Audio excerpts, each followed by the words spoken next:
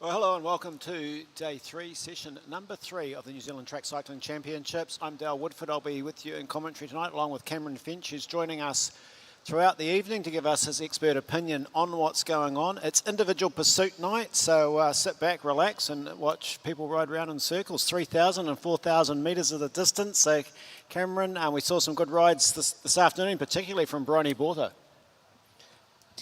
Oh, sorry, what was it? We saw a great ride this afternoon from Bryony, breaking the New Zealand record. Did you witness that? Oh, yeah, no, amazing effort. And I think it's the second time this year she's done it. So coming out on good form again to start off, that's been really good, yeah. Yeah, it was a great ride, and 3:21, taking 3 seconds off her previous record, which she set at the Waikato Champs just a few weeks back. So an excellent performance. Tonight's program, as I said, under 19 or individual pursuit. First up is under 19, men's 3,000 metre individual pursuit qualifying. We have 9 heats, and generally they're seeded in as they're expected to qualify, and they will want to post, of course, a very fast time. Fastest 4 through to the finals as always, so there's not really a lot of second chances in the individual pursuit. You've just got to lay it down in qualifying. And I guess that's what you've got to do, isn't it, Cameron? Just got to put everything on the line in qualifying. Yeah, it'll be a good challenge for them. There's no, like you said, there's no real second chances. It's just get out there, give it your all, and then you'll see where you're going and get ready for that next stage, hopefully. So the other night we watched you do a 250 metre time trial, and what was the purpose of that for you? Yeah, so it was a bit of a tester for me as such, just to put a line in the sand to see where I'm at after about 4 months of training. Yeah, we've been sort of building up, getting the skills on the bike, and just being able to put the power into the start, and just to see where I'm at. So it was really cool to be able to get out there and have a good race and execute a reasonable lap. And yeah, at least we sort of know where we're at now, which is cool. That's great. So how long, so for people that have tuned in on Sky Sport Next, Cameron's background is in athletics, still going around in a circle, but you used to jump over things as you were going around. Yeah, I was joking. I was still going in circles, and just a little bit more lycra, I think, so it's all good. No, so my background's in 400 metre hurdles. That's what I've been doing for the last 10 years, and after the Tokyo Olympic season, I missed qualification again from pulling a hamstring, so that wasn't ideal. But we're racing in Europe, and when I got home, I was just looking forward to the next 4 years, making some plans, and I thought planning forward for the next sort of cycle with athletics and how that might look, and then had a few ideas of sort of what also could be an option, whether there's spec for talent transfer or going into something different. So we made some calls and had some conversations, and yeah, here we are. Well, we're going to carry the conversation on throughout the evening because it's intriguing going from a 400 metre hurdler to a track cyclist. Of course, we had Hamish successfully change over from sitting on a boat to riding a bike, and he was used to going backwards. So, yeah. You'll be absolutely fine unless you know which way to go around the track. And I'm only making left turns, so it's all good. So the first rider up for the 3,000 metre individual pursuit qualifying, Charlie Hegan from Canterbury. And he will lay down the marker for the others to chase. 3,000 metres, 12 laps. And the under-19s this afternoon riding 2,000 metres. It's a little bit different strategy when you step up to the 3.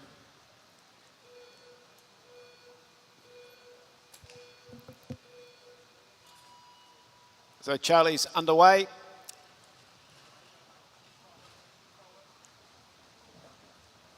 So a night of pursuit qualifying, fastest 4 go through to the final to race for the medals.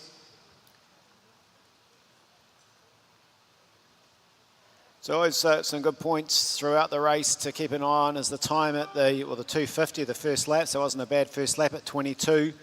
And then the 500, the 1,000, and then how they're tracking at halfway. So it'll give us a pretty good idea of what riders are on form. You can also go out way too quick in the individual pursuit, and it can bite you on the bum and the back end. Certainly a long way to hold on if you have gone out too hard. Yeah. So what's the longest event you've done on the velodrome? On the velodrome? not a lot, not that long. We did a standing 500 the other day, so that's probably the longest one I've done, which was a bit different from starts. So, but it was good. Yeah, so definitely more that sprint sort of side of things. Yep. It'd be interesting to have maybe one day have a bit of a crack at something a little bit longer. But at this point, it was just trying to hone the skills where we need them. It's really intriguing going from, I always watch and have wondered in running, 200s, 400s, so particularly the 400. How does it compare in a cycling event? So you mentioned you've done the 500. To me, the 500 is not as hard. 500 in cycling is not as hard as a 400 in running. It's closer to the kilo, or maybe a 3,000 metre pursuit, more like a kilo maybe? Yeah, maybe more like a kilo. I think, not that I've done one, but I think the intensity in a kilo would probably be similar. You've still got to get out really hard, and that sets the race up. But then, like you said, you've got that fatigue and that lactic acid burn. So I think that would probably be more the most similar sort of things. But yeah, really trying to hold that form over the last sort of 50 metres in the 400 is really key to that time. So yes. I can imagine coming those last few laps last lap of the kilo coming through would be a nice burn and just keep the focus going. But like the last start, the home straight after the last hurdle. Yes, yeah. Those last two hurdles seem to get higher. So he's going pretty well. He's been on top of the gear, settled into his ride nicely. So he's getting into the sort of last part of his individual pursuit, travelling and averaging 50 kilometres an hour. So you look from up here and you think, oh, I wonder how they're doing. And then you look down and you see the time, you see the average speed, and it's something else. So Charlie Higgins going to set a fairly good opening time in this under 19 men's 3,000 metre individual pursuit qualifying at the National Track Cycling Championships. Big thanks to our sponsors and supporters, Skoda, Amber Garden Nursery, and the funding by the Trillion Trust. So tonight's program, 3,000 metres individual pursuit for men, that's on the track right now, followed by the 4,000 metre individual pursuit qualifying for the elite men. And we also have para cycling C1, C5 1,000 metre time trials.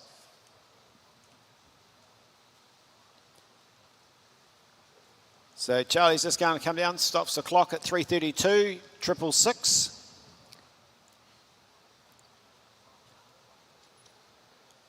So good opening. It set a fairly good time for others to chase, and 50.7 kilometres an hour is not hanging around from the standing start. But they will get quicker as the night goes on. The last two riders, Lewis Johnson's been in sensational form. He's with Joel Douglas. Edward Pawson's another rider who's been performing well in the individual pursuit and at these championships. So it's going to be some good competition. Also in the midfield, Oliver Watson-Palmer. Matthew Davis rode great last night to pick up the bronze in the elimination. So two riders now on the track, one on each side as we pair up. This is heat 2 of 9.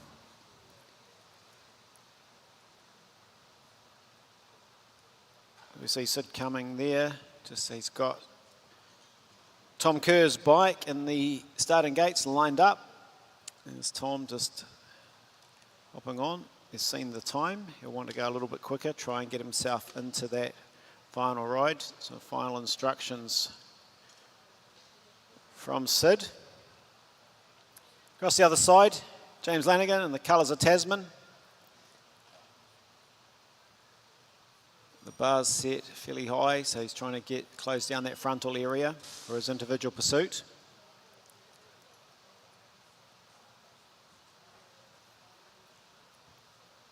So Tasman, they just keep developing some great young riders. The team down there doing great work on the new Sexton Velodrome. Yeah, great facility you got down there. We were down there earlier in the year for one of the carnival races there. So Tom underway safely in the front straight, just rocking the shoulders a bit. Not really driving with the hips to get the bike wound up, but whatever works for you, it's all it's about. And there's a different style there with James on the other side, the taller figure. So we'll see the opening lap. Important, but not, you never win the individual pursuit, do you, on the first lap? Yeah. Yeah, no, it's definitely the long game. These boys will be able to go out quite hard with not much in their mind. I think having not seen the times before, it can be a bit of a blessing in disguise sometimes. You can go out and you just focus on your own race rather than worrying about the times that have come before. So, and setting a mark for the others too, put the pressure on. Yeah, that's pretty interesting. That's interesting to hear that, because I guess, you know, I don't think of that. I think, oh, you've seen the time in front of you, so you know what you've got to beat, but that can play on your mind to your detriment maybe. Yeah, it can be a bit of catch-22, I guess. If you like that kind of pressure, and then obviously it can definitely be an advantage. You know what you've got to beat, you know what you've got to set out to go for, so you can kind of set your race up to, you know, go for that. But at the same time, having a clean slate, knowing what your strengths are, working to that, can also, you know, be just as powerful. So I guess it's just learning to work the situation to your advantage. Yeah, it's nothing worse than you see someone before you, it's gone, you know, comes out half a second faster than you've ever gone, and you go, oh no, what am I going to do? Yeah, exactly. If they, you know, they go out and break a record to go into the heats or something, you're sort of thinking, oh no, well, you know, breaking your PB or something, you'd have to think, well, it's going to be, you know, a bit of pressure on you there. But I mean, again, it can work in advantage as well. But so the riders approaching the halfway stage, 147. Tom Kerr travelling nicely. The man from Southland into his rhythm, following the instructions of Sid, just listening to the lap calls. So fastest out on the track so far, but only by 0.4 of a second.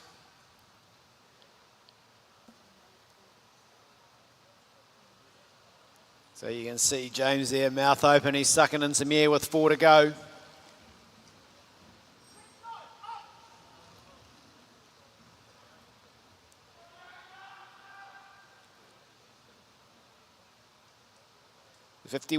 Just over 51 kilometres an hour.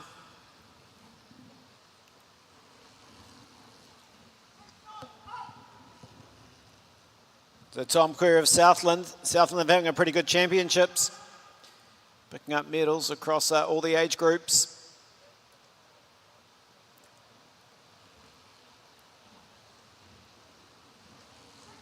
So 2 to go. He's got the Tasman man in his sights, Tom Kerr. Now that's given him a great opportunity to give something to chase, and it really helps with those last couple of laps to produce a good time when you've got a carrot in front of you, but you've got to take the wide berth and go around the outside. So he'll try and get past as quick as he can on the straight. He gets the bell. And staying high like that, it's cost him a little bit of time, so it's unfortunate to have to do that in pursuit qualifying, but he's on a good ride, Tom Kerr of Southland. yeah, nice strong finish there. Did well to get around him smoothly. So there we go. Moves to the top of the leaderboard with 3:29.707.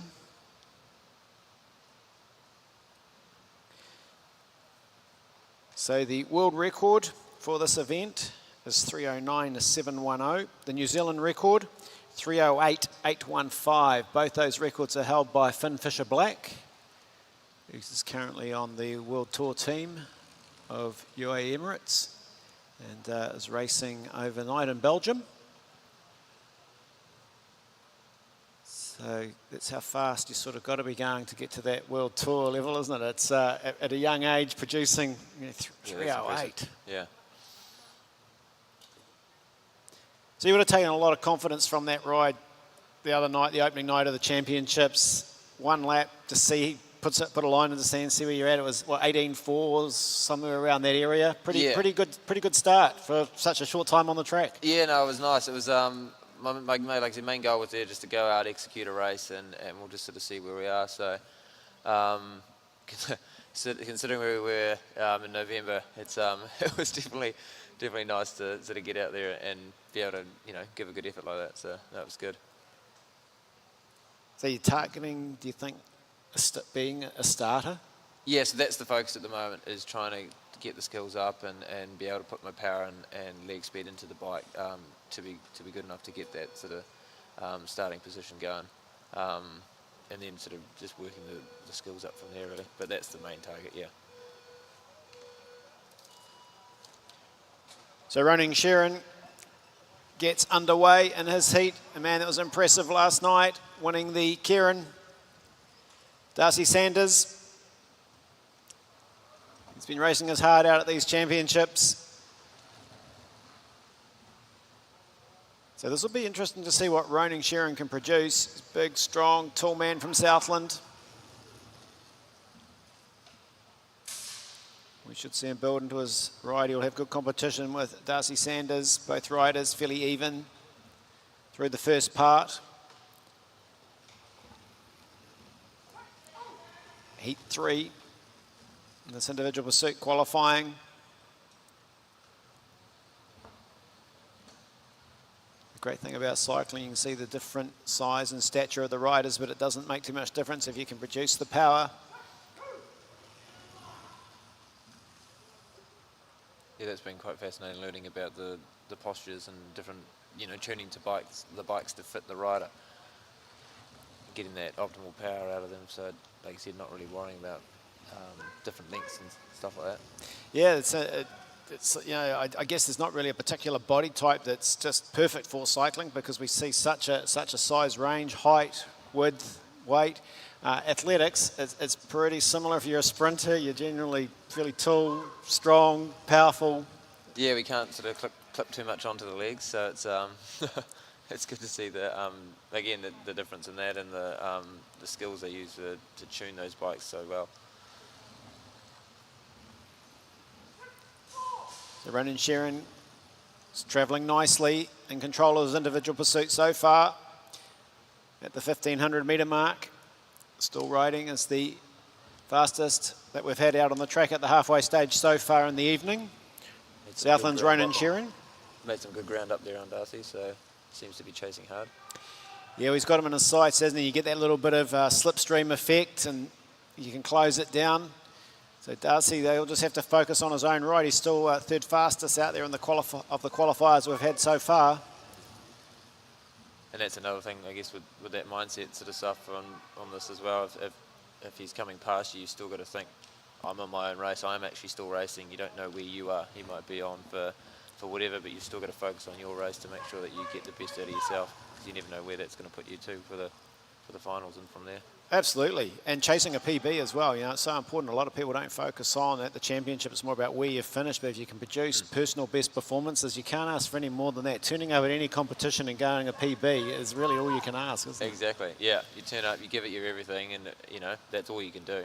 And ideally, that's personal best, because you've given everything there, and otherwise, if you can stand up and go, well, that was my all, then you can at least walk out, head held high and proud. That's right. So Ronan Sheeran goes past Darcy. Darcy's just focusing on the black line, the man in front of him. Ronan Sheeran's going to come around, stop the clock. Comes down the home straight. What's it going to be? Looks up. It's a 3:21.902. So Ronan Sheeran and Darcy Sanders comes down, and he'll stop with a 3:31.8. So 3:21. Ronan Sheeran showing that he is still in some pretty good form. Not suffering too much after that big win last night.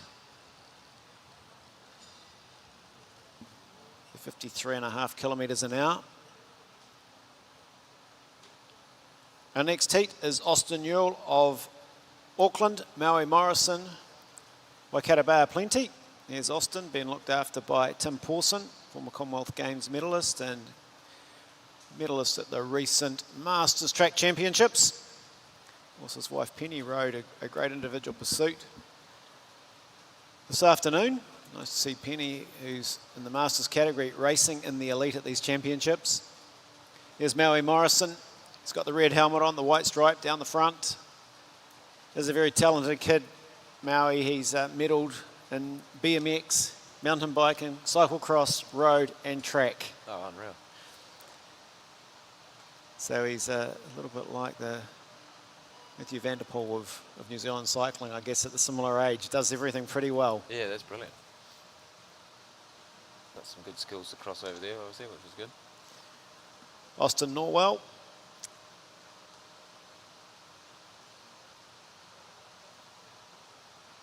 So now it'll be interesting to see how he approaches this. There's Austin.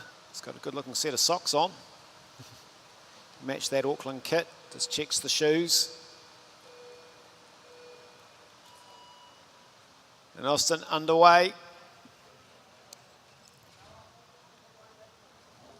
It's the gear riding, so I'm going to be interested to see how Maui goes. He's a very good technical, tactical rider. You often don't see him in a bunch race to the last minute. It pops out and takes the victory or picks up a podium. So this will be a big challenge in the individual pursuit for him.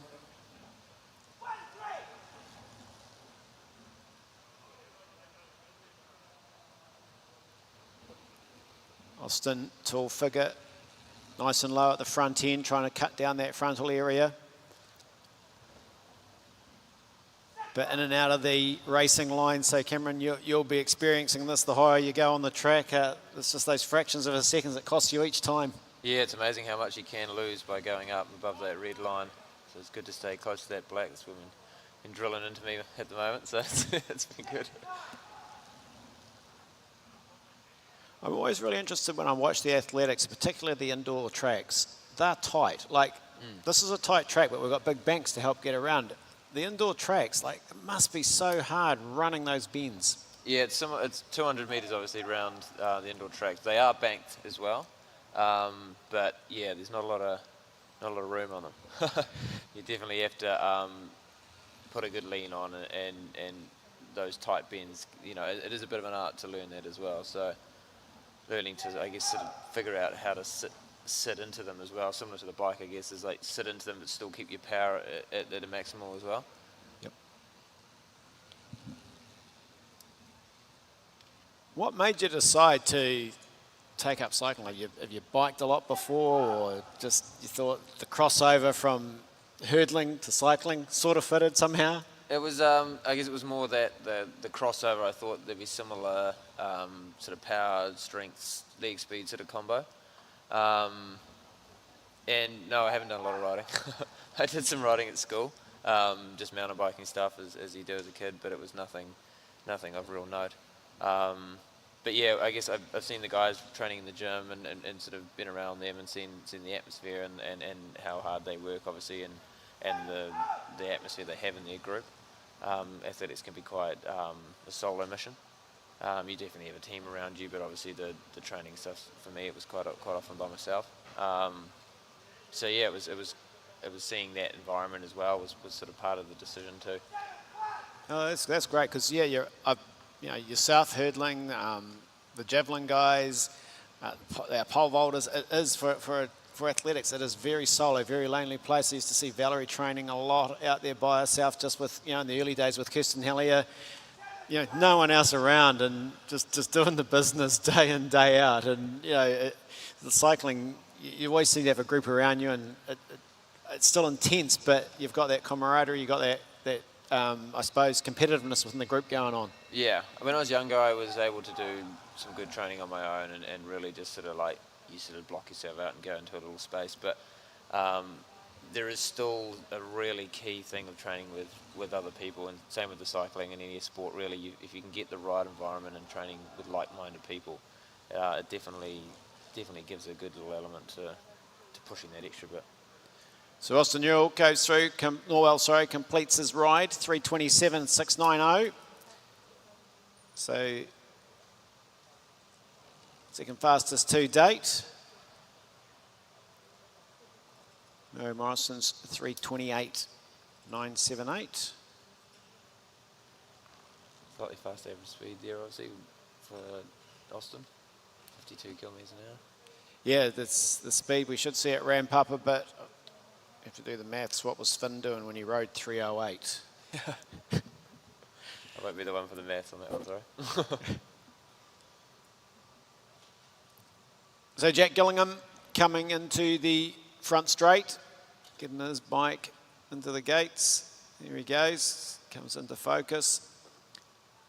And he knows what's in front of him. The long, lonely journey, 3,000 metres, 12 laps. And on the other side, Matthew Davis. I mentioned rode very well in the elimination.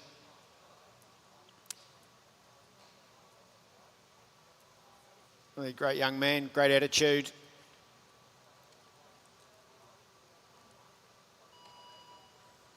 So we'll see what the two Waikato riders, of course, Jack was racing out of Tauranga,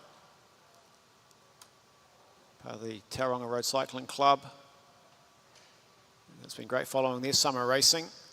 Ark Island and the crew running a great summer program. We look at Matthew Davis just focusing. Job in hand.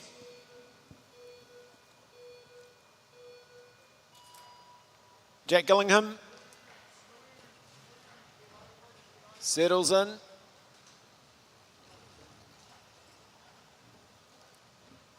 So gear choice for these riders is also important. If you go too big, you can never get on top of it. If you're too low, you just sort of, the legs can't rev anymore. So just getting that, I bet you're finding that sort of a little bit different from athletics. There's no gear choice, it's just your legs are the gears. Yeah, definitely. And you're not having to overcome a gear to get going, you're just having to overcome yourself. So that's definitely been a learning curve. And amazing the difference of the feel of the bike too with the change of gears. Like you said, with a higher gear, that higher cadence, and something that I find more comfortable having my legs moving quickly. But we've done a few stuff with some bigger gears as well, and that slower grind was quite an interesting change to get used to as well, yeah. So if you just joined us on Sky Sport Next, Dale Woodford in the commentary with Cameron French, who has come over from athletics to track cycling, 400 metre hurdler, the Ed Moses of New Zealand athletics on the hurdles, and just missed out, unfortunately, because of a hamstring blowing on qualifying for the Tokyo Olympic Games, and decided, well, we could keep doing the same thing and head towards Paris, but you know, there's a few places potentially up for grabs in the sprint team, particularly the #1 spot that Ethan Mitchell has left vacant. So if you've got that explosive power and speed, you might start a bit of a trend. You know, we've got a good group of 100-metre sprinters as well. They might start looking at you and going, well, maybe this is an easier gig. Yeah, the boys are running well on the 100 at the moment. Certainly some wheels there, so it could be a highly contended spot. It was great to see, isn't it? See that pool. You know, for so many years, we always had one that could sort of do that time or be close to a qualifying time, but now we've got a group of them. They're really pushing each other, and female and male over the 100 metres. It's strong. Yeah, no, it's really good. And similar with the cycling as well. If you get a good group of boys or girls really sort of pushing those boundaries, it really lifts everyone around you. Like we were saying with these time trials as well, getting that target ahead or having the atmosphere around you is definitely what's going to pull everyone up to, you know, have to find that little bit extra.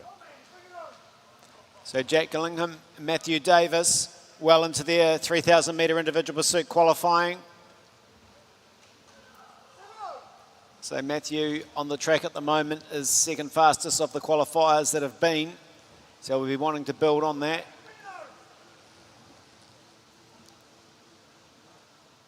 So both riders in the colours of Waikato. It's Matthew Davis on our screen now on the look. There's Jack Gillingham on the white Avanti. Just heading down the back straight. He's got a fast finish, Jack, so you won't want to be complacent. If he saved a little bit, Matthew Davis is looking comfortable. There's Jack Gillingham just going through.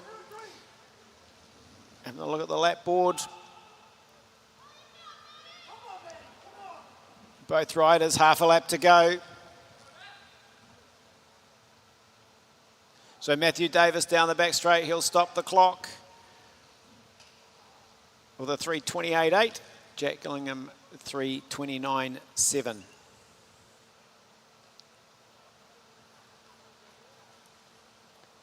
So Matthew Davis, we'll see how that stacks up at the end of the night. Third fastest at the moment, Jack in sixth, and you can see only 51.3, 51.7, so the average speed, not a lot of difference between them, and both riders hopefully have chased personal best performances out there on the track. So heat number 6 is Oliver Watson-Palmer. He will be in the front straight. Waikato Bar Plenty in the back straight, Kyle Atkin.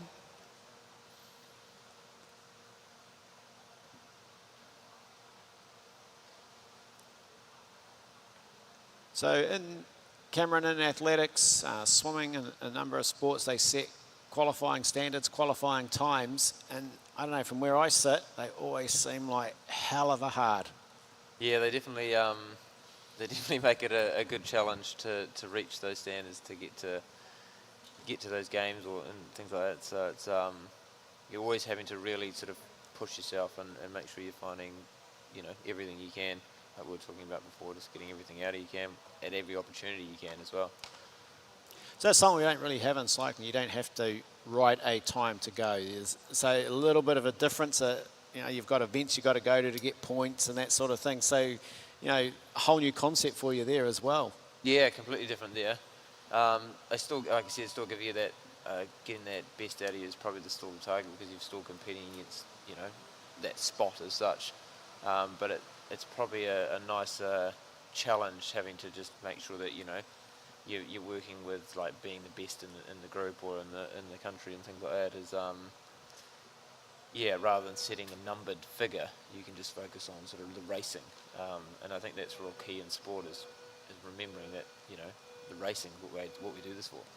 That raw, like, schoolyard sort of first to the line, get out there and go for it. That's why most athletes, I'd imagine, might be different for some, but that's why we do this, to be able to race and have that adrenaline, that buzz, that go.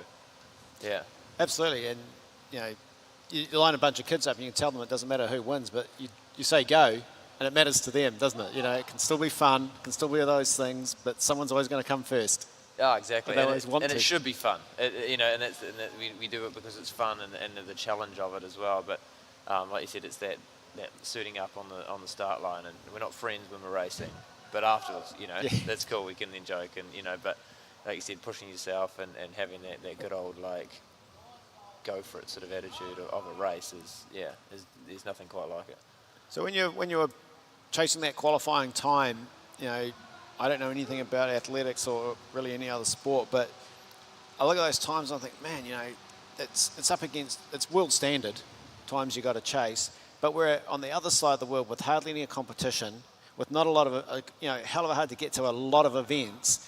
I sometimes feel that the times for swimming athletics could be slightly less, almost a tier, because then you can go to those big events and you never know what you're going to achieve, but if you don't get there, you never find out. Yeah, that is a sort of hard conversation with that sort of the qualifying sort of side of things as well, and I understand the concept of you wanting to be, in the mix of it as well, but like you said, we are a little country, our depth and our location and stuff like that, and to be fair, we have amazing athletes in this country that sort of show that it is doable and is motivating to be like, well, if I do, carry on this hard work and drive and stuff like that, I can achieve. But yeah, it definitely is an added challenge as such, to be in the location we are with all sorts of sports as well. Like you said, we're the ones always going up and travelling and things like that, and it does add a different element to it, yeah. Yeah, I think, with what all our athletes have to chase and, travel to a big event and then still produce that world qualifying standard, whereas, if they didn't have to travel that distance, it might be another point few of a seconds that they've got. They haven't been able to be there for 12 months preparing for that race like the Europeans or the American-based athletes. And so we do have a lot to overcome. And then, as you mentioned, the depth, it's the same in cycling, the domestic competition. We don't have, hundreds of cyclists queuing up to be sprint cyclists, to be individual pursuiters. So, we punch way above our weight across a lot of sports, don't we? Yeah, and it shows the talent of our, like, coaching and other staff as well, with the budgets and depth of our country, showing the sort of skills that we do get and the great athletes we do produce. Really sort of hats off to them as well. I remember talking with Eddie Dawkins and Sam Webster about the event they had, I think it was a World Cup, and how cool it was having them come to us, and that real home turf advantage, and like the atmosphere of that, and them, knowing the grounds and not having to be the ones travelling and stuff like that was quite a cool moment for them, I think. So Ovla Watson-Palmer goes to the top of the leaderboard with a 3:21.739. What was that? Kyle Atkin, 3:17. Sorry, Kyle Atkin, 3:17.809. A 3:17.809 is the Kyle Adkin, very good ride.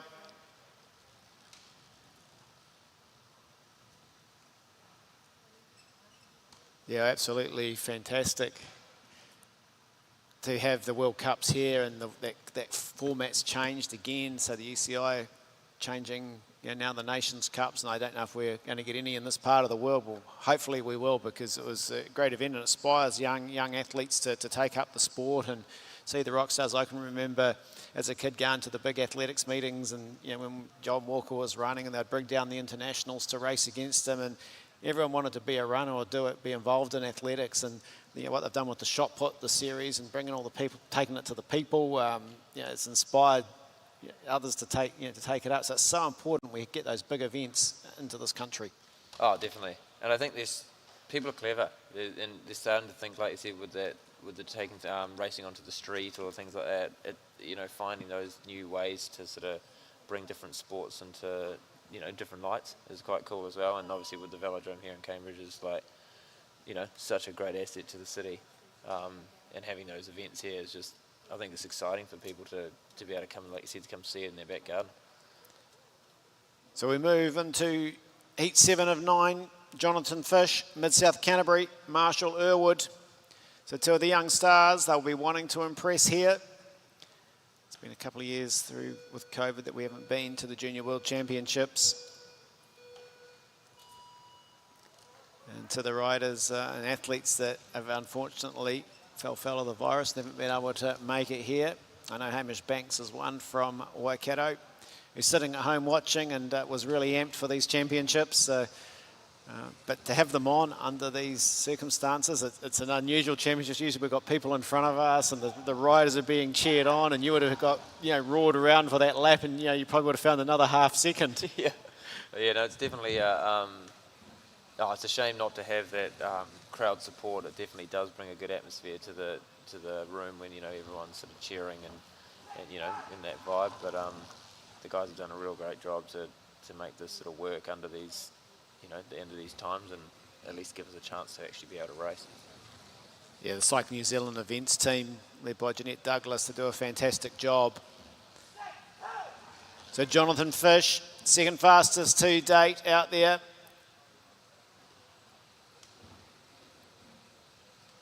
So in the colours of Mid-South Canterbury, Fish coming down the home straight. He's got 8 laps to go. Marshall Irwood keeping himself in touch. Jonathan Fish, he just looks like he's still building into the ride and increasing his speed. You see him having a sneaky look up as he comes down the straight. Having a cheek, see if you can catch him. He's always an exciting rider to watch, Jonathan Fish, right through from the age groups under 15, under 17, now into under 19. He likes to ride aggressively, he likes to ride hard, so he will go out hard and then just try and hang on. I'm sure of that. He just loves to give it everything and ride. You'll never come off the track wondering. He's always emptied the tank. Oh, that's great. It's a great mindset to have. He's slowly hunting down. Yeah, Marshall Irwood just staying focused on the job in hand.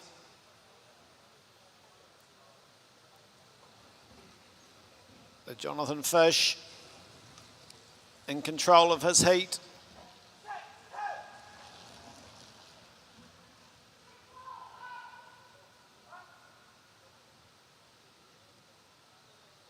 So Marshall Irwood down the home straight. Big tall man from Southland. I think they're going to have a fantastic team's pursuit. They've got all these big tall guys that are fairly even. I'm looking forward to seeing that on Saturday. The Southland team, I hope one of the other centres has got a team to give them a bit of a challenge.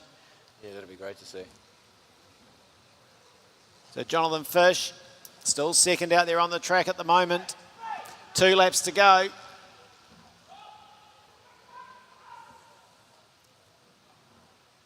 So he just on the straights goes down onto the Côte d'Azur.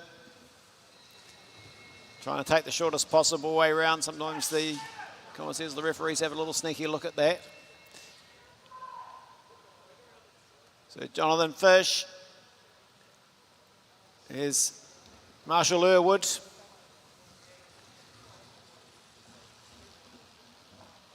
So Jonathan Fish Marshall Irwood. And we'll wait for the clock. It hasn't stopped on us, so you can see that as well as me. It's still ticking away. So the rider's looking up and going, not sure where we finished. Keep them guessing for a little bit.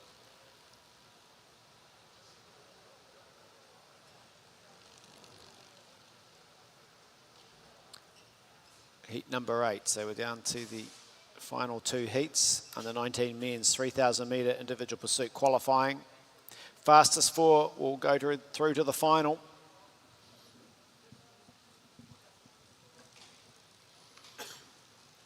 And if they've improved from their rides in the Waikato Champs, Edward Pawson, Joel Douglas, Lewis Johnson, I think we'll see something pretty special. Of course, Jackson White was racing out of Mid-South Canterbury, so I don't know what he produced at the South Island Champs, or the Southland Champs.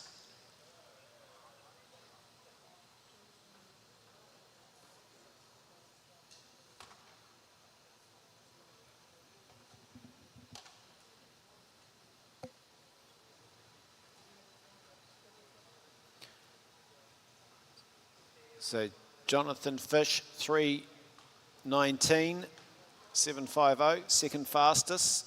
Marshall Irwood, 3:23.195.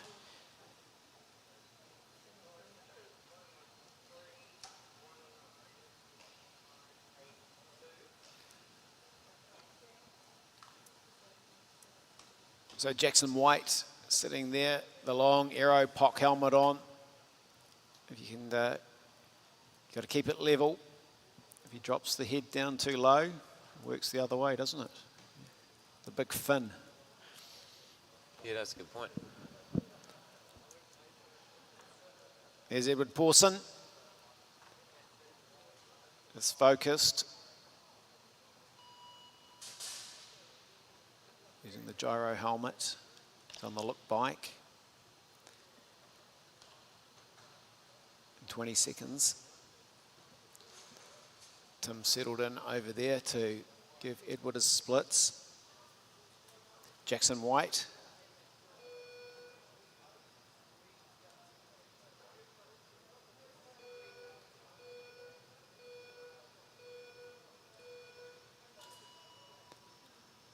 So Jackson White away nicely from the starting gates.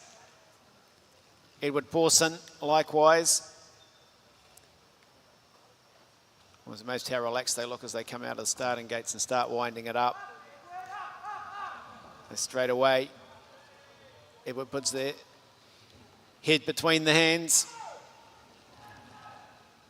Jackson White's opened with a very fast start. He's absolutely flying. See what he goes through, the 500 and 37.047 fastest.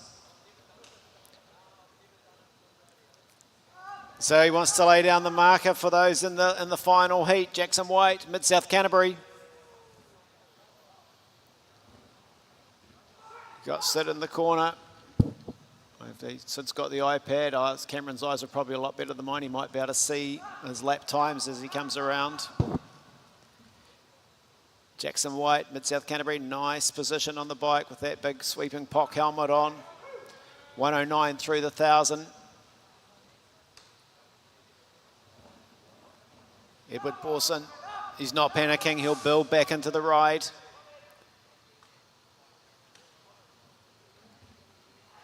So Edward Pawson is building nicely. He's now gone into the lead. That fast start by Jackson White taking its toll.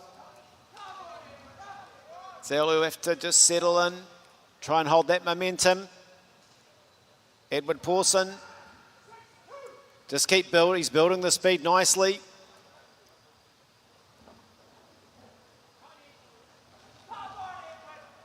Head and shoulders just rocking a little bit, but that's not necessarily, that's just his style. It's not necessarily he's cracked.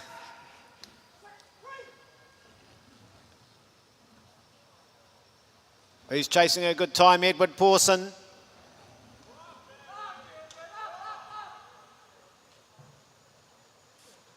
So 4 to go, 1,000 metres left. That's 2 covered, Edward Pawson. the advantage down the home straight. Jackson White's just trying to come back. There's Jackson White. He's got a big finish on him. If he's recovered a little bit in the middle stages, he can come home.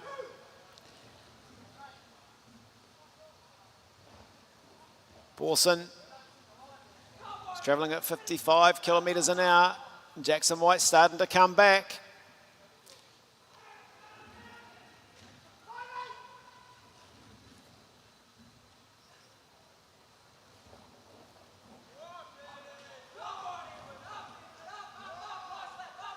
So they come around, they will get the bell. Both riders go through, get the bell lap. Edward Pawson still with the advantage. Second place, second fastest on the track in qualifying so far. Half a lap to go for Edward Pawson. Jackson White. Edward Pawson down the back straight, crosses the line, he stops the clock. 3:18, Jackson White 3:18.7. Edward Pawson 3:18.3.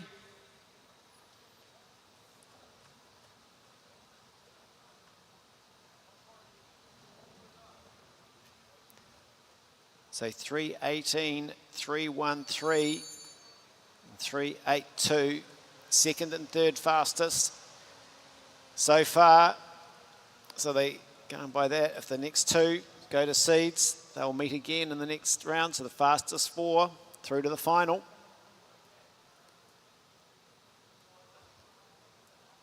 So we will see still that very good ride.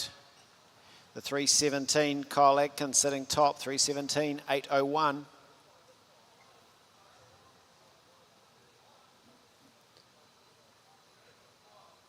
So he knows he's going to be riding for a medal, Kyle Atkins.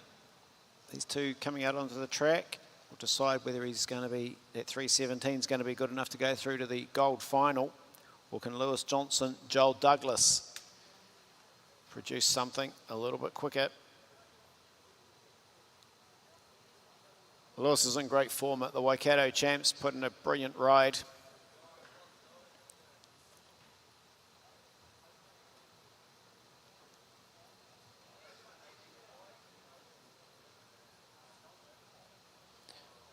So Lewis Johnson is Sid Cumming bringing out the bike of, that'll be Joel Douglas in the front straight on the Cervelo, popular choice.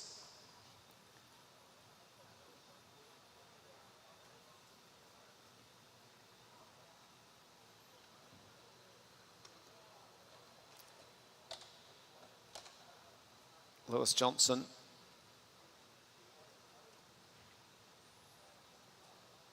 On the Avanti. I thought he was on the Argon the other night.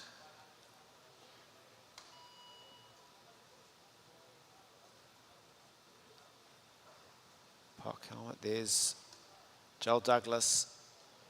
He's got the stretchy overshoes on to make the shoes nice and aerodynamic, the long socks. Lewis with the popular POC helmet. 5 seconds.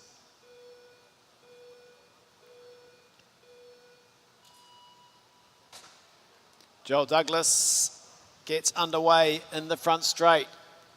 Tim Pawson just encouraging him in the corner. There's Lewis Johnson. So Lewis, very smooth rider, went to St. Peter's here in Cambridge, just right next door to the velodrome. It's come up through the St. Peter's cycling system.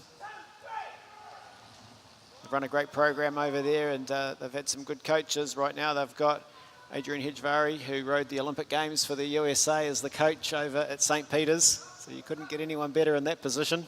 Definitely in good hands there.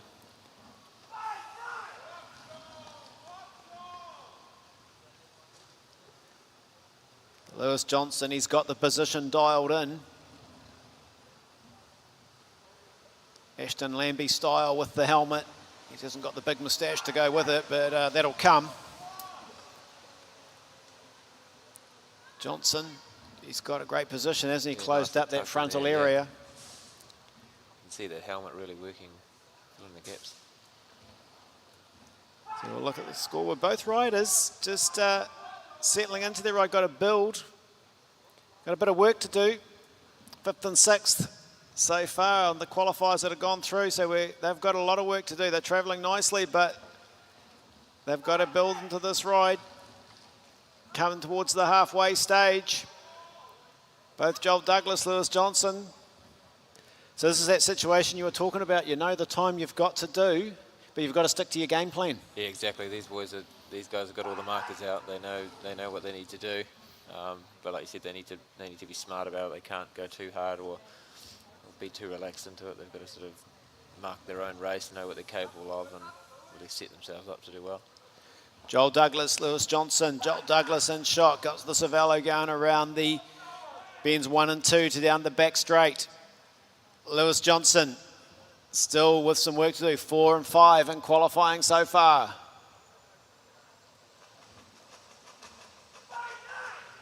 Joel Douglas has moved up.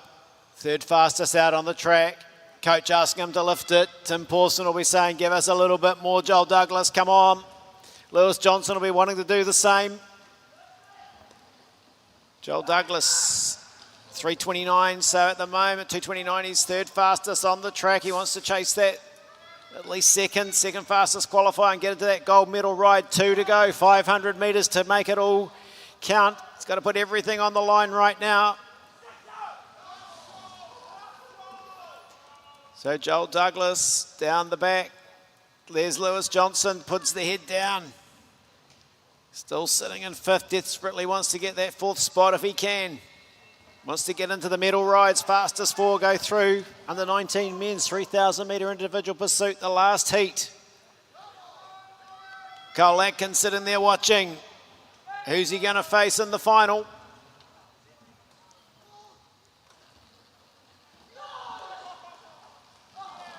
So Joel Douglas, that's who he's going to be facing. He's come home strongly, 3:18.190.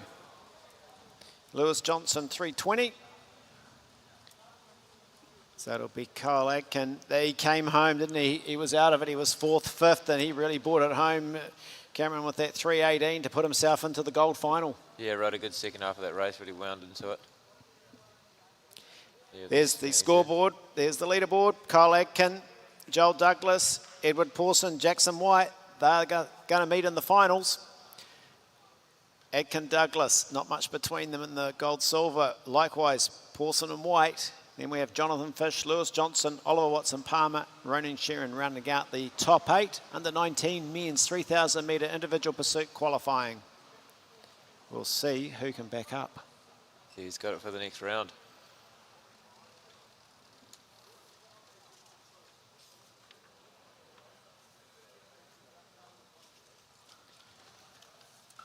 Well, that was impressive. But when we sit there and we look at what Finn Fisher-Black did just a couple of years ago, he was 10 seconds ahead. So 10 seconds on this track's how far? Yeah, that's I wouldn't know the distance, but it's a reasonable distance, I'd say. It's quite far. So he rode 18 and a half from a standing start, so it's at least half a lap, isn't it? Yeah, true. There you go. See, my maths isn't wasn't listening in school there.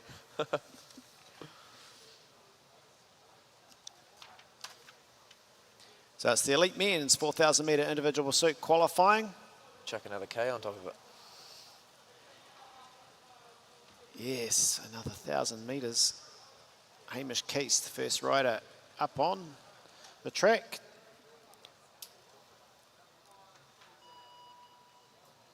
So Hamish Keast on the Argon.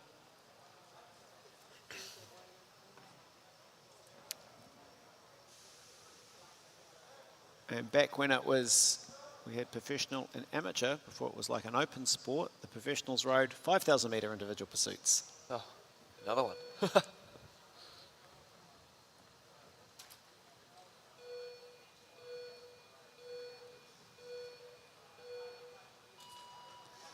So Hamish Keast gets the elite men's 4,000 metre individual pursuit. Qualifying underway. Fastest 4 go through to the final.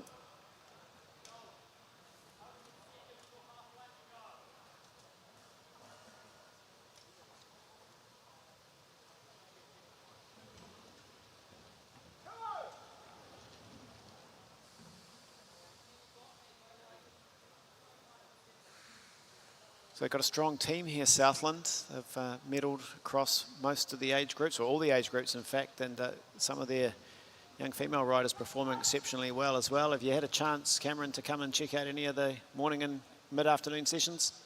No, we have to stay in our bubbles, so we've been watching online though, definitely cheering on the guys and the girls there, and yeah, they've everyone seems to be doing really well. Like you said, Southland's got some good numbers, you can see them creeping up. But yeah, it's been cool to see sort of the range of all ages sort of performing really well. So sticking in the bubble, it's not like a national championships you normally have. Have you experienced that at athletics? Have they, at the national champs, were they competing in like groups as well, and field athletes, track athletes? Unfortunately, last year we were in between zones or levels or whatever it was, so we didn't have to. We had a sort of as normal nationals as such, but this year they've had to. They had a different no spectators sort of restricted sort of nationals, so it was a bit different to normal years there. What's the impact of COVID going to have, do you think, on the talent coming through? So we've got groups of kids that, intermediate, who haven't had Ames games. We've got kids at college that haven't had national championships for 2 or 3 years. What do you think the long-term impact is going to be, particularly on such a small country? Yeah, it's an interesting question. It's hard to tell I guess it goes back to that motivation, that sort of like, we want to do these events, you want to race, and you do all that hard work and that training so you can get to those events and race. And then you see it in with all the endurance stuff like the Ironmans and mountain biking events as well. You spend all that time and effort training for an event, for it then to be cancelled the last sort of 2 days before the event. And I think it really hits people's motivations to then get back up and go, okay, how do I then gather myself, refocus and reset to an event that could easily happen to the same thing. And especially with the young kids as well, the whole fun, and obviously the older you get, the more specialised and more focused you might get, but it still comes down to that competition. It comes down to these events like Nationals here, and it comes down to the point that you can actually line up, like you said, that schoolyard sort of, I'm going to beat you today. Yeah. And you thrive off that energy. And so with these events, it will be it'll be interesting to see how they, like you said, that talent coming through, whether they persevere or whether they sort of go, well, there's not much on. Yeah, and all the kids that were potentially missed as well, because we haven't seen them. They haven't had the opportunity to go and go, well, I really love this. They haven't had that road trip with their schoolmates to Palmerston North for the Nationals. And, sometimes that's what keeps them in the sport, not the event or the riding or the running. It's just the road trip and the fun, the being with the mates. When you can't do that, it's just their social environment just changes completely, and the sport becomes less of a factor in that. Oh, exactly. And then you've got things like going over to the States with universities that help set up careers in sport, and you those opportunities that arise from being a good national athlete open doorways to sort of pave the path of your athletic career, whether it's you go over there for a bit and come back and then carry on, or whether you go over there and then that sort of opens up and you follow the path sort of overseas. Those opportunities will be somewhat affected there. So Hamish Keys has got the bell, 4:15 with 250 metres to go. Oh, it hurts. You can feel the pain, can't you, in that last half lap? See him grinding there, head down. Legs are burning. Well, the line didn't come quite quick enough. Still a good ride, though, 4:33.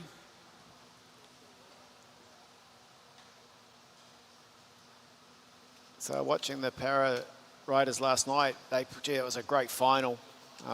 Ben Westenberg and Devin Briggs, they just put everything out there. Both rode under 5 minutes, and I can remember, way back when I rode a bike once, everyone that was a dream to ride 5 minutes in an individual pursuit, or get under it. And these guys last night, that final, and seeing what they did, and it was incredible, and right down to the wire. It was the closest race, I think, of the carnival that I've seen anyway. So we'll go on to the next heat. Jonty Harris and Kane Croup. Jonty Harris in shot from Canterbury. Another rider that just throws everything he's got at cycling. There's hardly an event that I look at around the country that he's not got his name down to start. Kane Croup, likewise on the other side.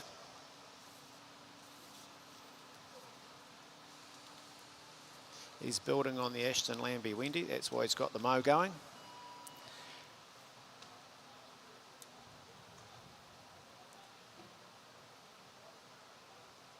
So Ashton Lambie has the world record for this event, 4,000 metres, a time of 3:59.939. Of course, he did that up in Mexico.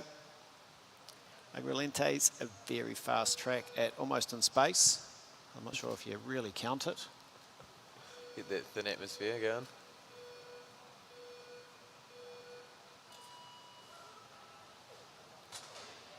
So underway nicely, Jonty Harris. There's Kane Croup. Well, the POC helmet, certainly popular in the individual pursuit. New Zealand all-comers record, Aaron Gate, 4:08.791. And that is the New Zealand record and the championship record. And Aaron Gate enjoying life in Spain at the moment as he prepares for another season on the road with Bolton Equities.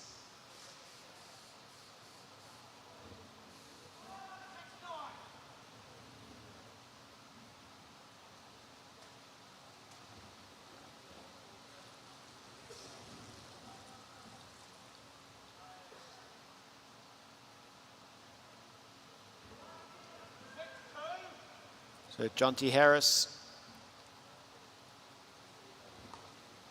and Kane Croup in this second heat of 7.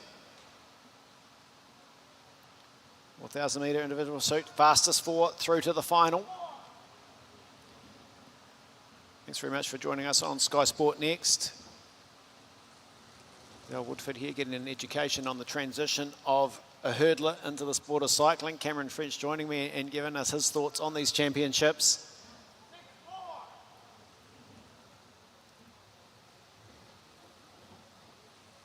So how come Ed Moses was unbeaten for just about his whole career as a hurdler? Unbelievable record. Yeah, 9 years, 9 months, 9 days, or something like that. It was something like some synergy like that. It was nice and good time to, I guess, be beaten on that sort of lineup. Part of it was, I guess, that rhythm and routine of stride pattern. He was one of the only guys, well, was the only guy at the time doing 13 strides between the hurdles. So I think that that sort of metronome sort of style of running, he had that big long stride, definitely helped him. He just knew if he went out and executed his race that he would be running fast enough to sort of win. So there's a pattern between hurdles, number of steps to get the rhythm. So you generally work that. It's similar, like we were talking before about setting the bike up to work for you. You set your race up to work for you. So you, depending on how you, how like your stride length or strength and stuff like that, you'll set it up. Some guys will go slightly slower through the start and bring home more of an even race. Others will go out a lot harder and then just try and hold on. But yeah, you generally set up a stride pattern. So you'll start at a, say 13 or 14 strides. And then at some point you'll transition down or adding an extra step in the more fatigued you get. Yeah. And that's so technical. You're working that sort of, and you're trying to make that as smooth as possible. Similar to these guys here, they'll be trying to go out and work to their strength. They might need a faster start and then they hold on because they've got a bigger engine, or they like to go out, ease in and then really wind the gears up.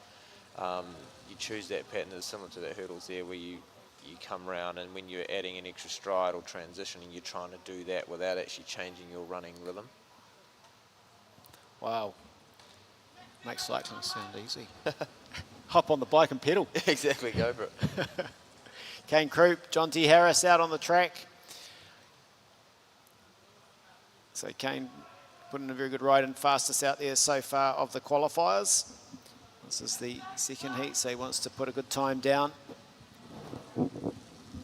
Just into the closing stages. They'll come around to get 2 to go. There's Jonty Harris coming through. Kane Croup will just about have him in his sights. There he goes. It's a nice way to finish if you can see your opponent, chase him, makes you dig that little bit deeper.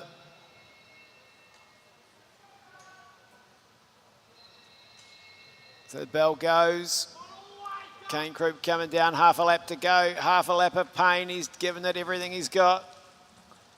Goes down the back straight, and Kane Krupp's going to stop the clock in 4:26.8. Jonty Harris, 4:32, 2:81. So 4:26.8.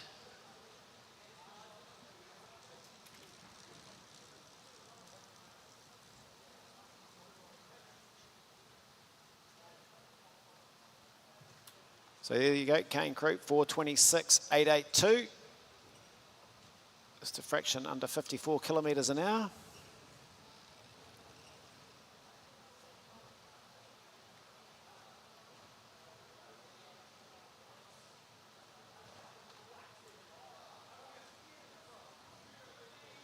So that's Dylan Cumming, West Coast, North Island.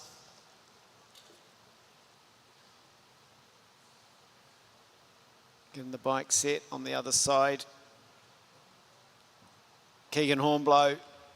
And I think Keegan is going to produce a good ride tonight. He has been in good form and looking better and better on the track. Yeah, we did some good things on the road earlier in the year, and then last night you saw him in the points race. He sort of always likes to race strong, even though he was sort of down on the points a little bit, but he really took those last few laps and you know, tried to make those other guys have to really work to get the points that they needed to you know, to progress in that race. And it's great to see that, like we said, back to that end of the day, that racing sort of thing, make things interesting, you know, you throw that little spanner in the works for everyone to sort of see how they respond, and you know, really make sure you're fighting that whole way around the track. It was great to see. Yeah, it was a good finale last night on the points. So Dylan Cumming, Wayne Isley, 4,000 metres, 16 laps. Keegan Hornblow, nice, smooth, low on the bike. It's the Avanti with the Southern Spars wheel wound up.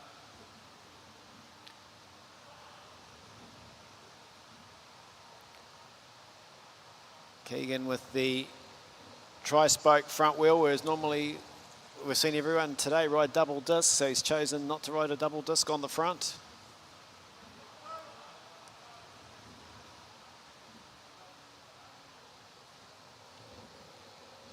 Keegan looking very nice, very smooth. He's closed up that front area, got a nice hand, head shoulder position.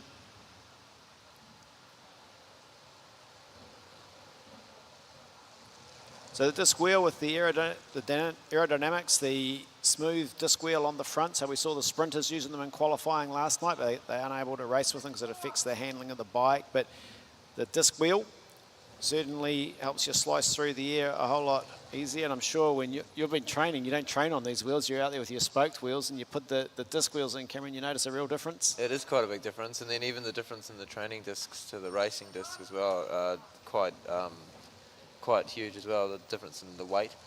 I haven't obviously done a lot with the race wheels, so that was another element to get used to as well, just the different dynamics of the bike being just slightly lighter.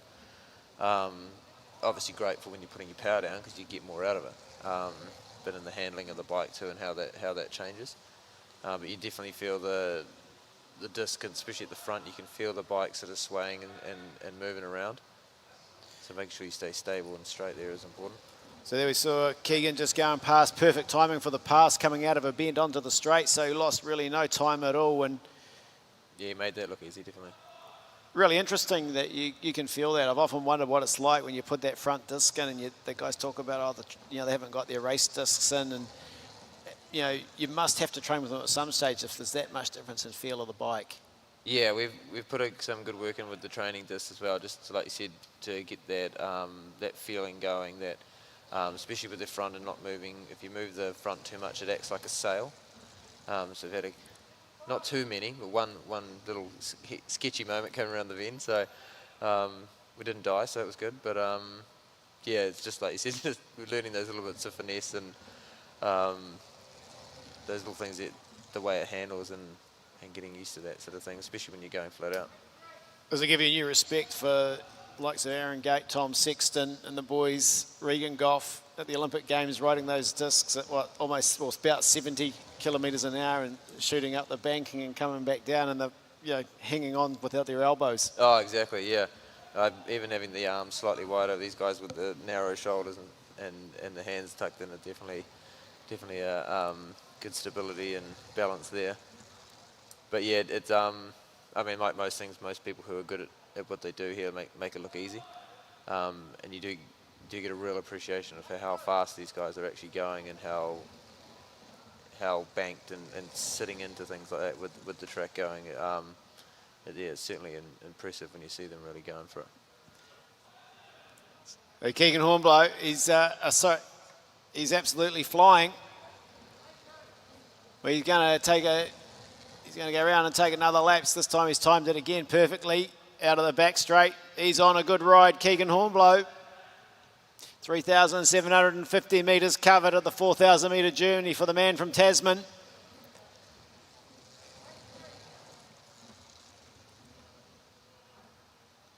So we go. There we go. He stopped the clock, 4:17. 4:15. It stopped at 4:15 on the screen. 4:15 neat. It's a very good ride. That's put a big line in the sand. Let's put the challenge out to the other boys. Come and get me.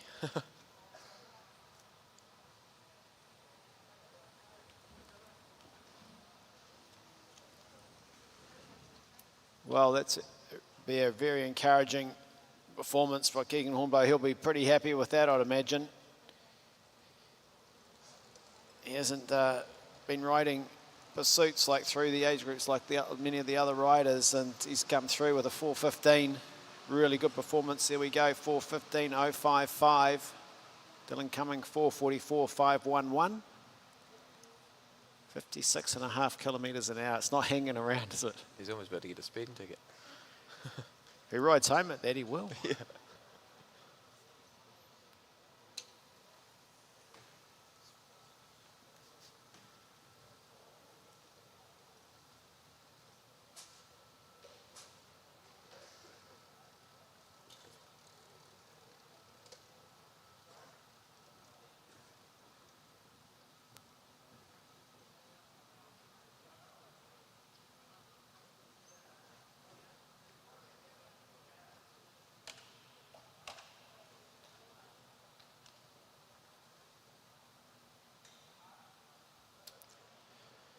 So heat number 4, Zach Patterson, Waikato Plenty, George Jackson, Wellington. He's got the hair tucked into the helmet. He's in great form in the points race last night. How's he recovered? What can he do in this 4,000 metre individual pursuit? Pretty important ride for George Jackson. You've seen that sensational 4:15. Young Zach Patterson.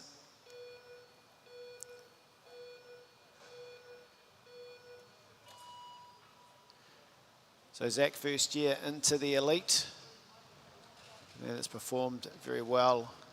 The under-19 level, winning numerous titles, road and track. George Jackson rides for the New Zealand Cycling Project on the road. Always good to follow them and what they're doing, the events they're taking part in. Provide a lot of colour, a lot of professionalism to the road scene. George Jackson, Zach Patterson.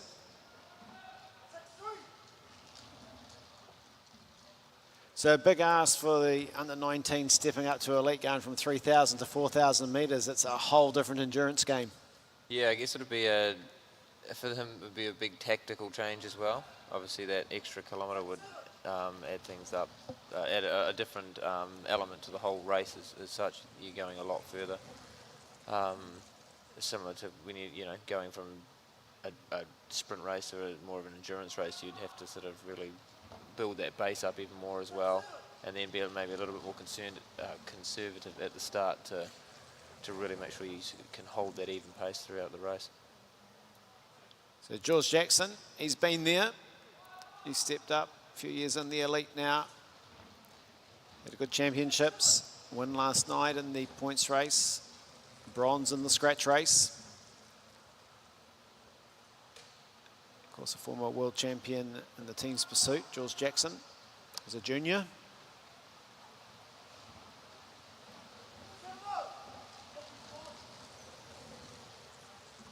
So he's flying around and he's going to come up on the back of Zach Patterson. And he'll want to just time that if he can, and he does perfectly on the straight. Going to come straight past him.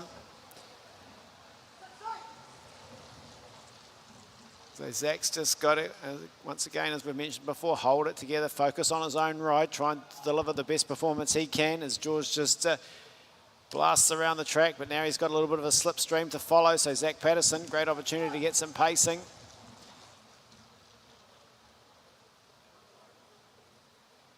Yeah, with that extra kilometre on the back, I'm not sure how many times he's been able to race that event other than outside of the national champs. So it could be, like I said, a good learning curve, a test for him to see what, how he can play with that, how he can sort of, maybe try something new, or being his first year, trying, just get a taste for it and see, absolutely. On it. Yeah. He's probably only ridden one before, and that was at the Waikato Championships, just a few months ago.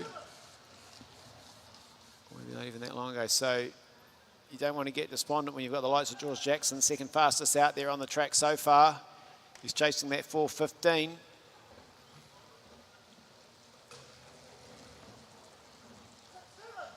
Jackson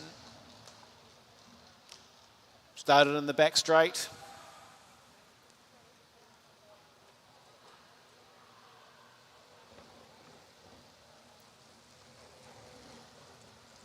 So you usually see them that their faster goes in the front, but this time it's in the back straight, as in the last ride. George Jackson still second fastest out there. Keegan Hornblow 4:15, neat, remember.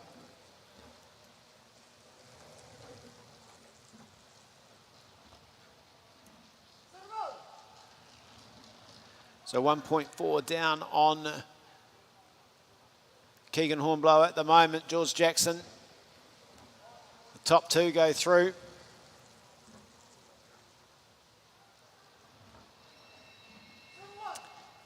To the gold ride, the next two, four of the fastest qualifiers ride for the medals.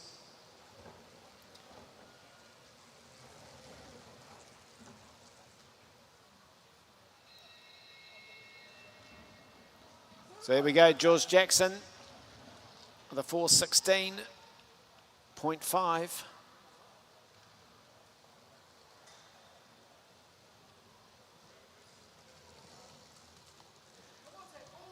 Zach Patterson comes around, he stops the clock, 4:33. So for a young man, that's still a really good performance, 4:33. Yeah, great solid ride, especially if it is, first year in seniors and working his way up.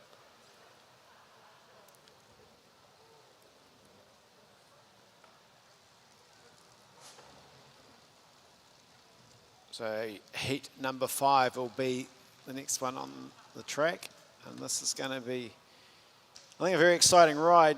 Glenn Hayden will be in the front straight, West Coast, North Island, a time trial beast. Nice to see him on the track from Wanganui. Rides with the Coupland cycling team on the road.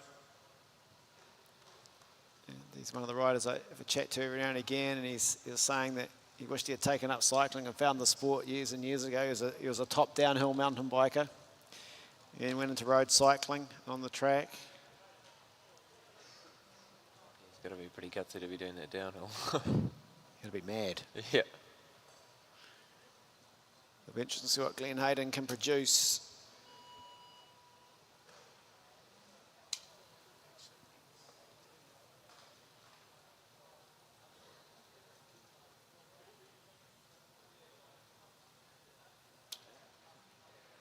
Kian Watts over there in the back straight.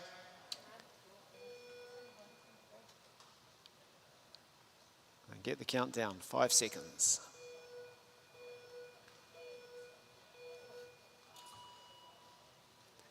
Glenn Hayden here will have a monster gear on. He'll treat it like a road time trial.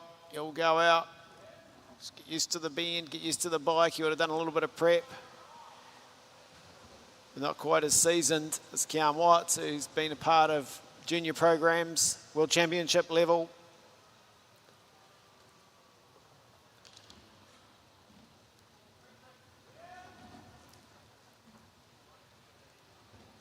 Getting that big gear going, see that slower start. Cam Watts into his work quickly. Knows that his best chance will probably be of producing a top time, get on top of the gear, get going, get into the slipstream of Glenn Hayden. Because Glenn will just keep winding it up and get faster and faster. It's good to see these riders crossing over. Just, you know, Glenn's been such a good rider on the road, and the tours and the big time trials and time trial stages, and one of the real aggressors in the road racing. To transfer that to the track, it's you know, it's quite a different, I guess, different leg speed, different feeling. Yeah, it would be. I guess it'd be more fast paced on the track, making those decisions quickly, and it'd probably be good skills for both, you know, to complement on those both races. So Cam Watts, third fastest at the moment of the qualifiers we've had.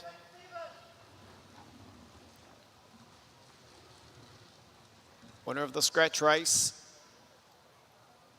We gave a little bit of an indication of his form, breaking away with Daniel Bridgewater.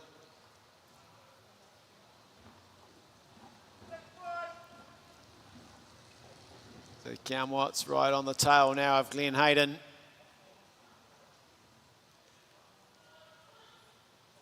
So Cam Watts certainly can't complain about the carrot he's got in front of him. It's up onto the back. You know, he's just going to have to go round on the bend, so it's going to take a little bit longer. It's got past him.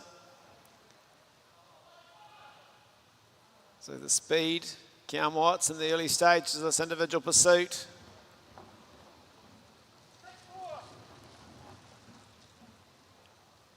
So he goes down the back straight.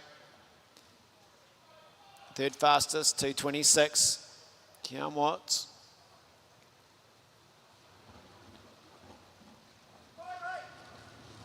He's changed road teams this year. He's heading over to Europe after the championships. He's part of the Black Spoke Pro Cycling team last year. Glenn's in quite a nice position here, tucked in behind him, getting the slipstream. Yeah, I think Glenn's going to come around and pass him. So Glenn Hayden, Cam Watts, because Cam Watts in front, but he has taken the lap. Certainly turn the individual pursuit. 5 to go. Certainly turn the individual pursuit into a bit of a race. Well, face-to-face race anyway. So it's difficult here for the rider behind. He might want to go, feel like he can go a little bit quicker, but he can't get quite enough speed to get past, so he's sort of stuck sitting there.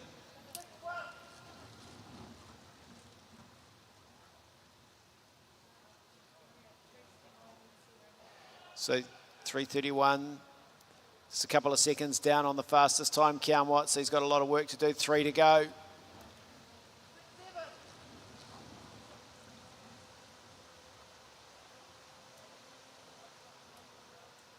Cam Watts into his work nicely. He's going to come around.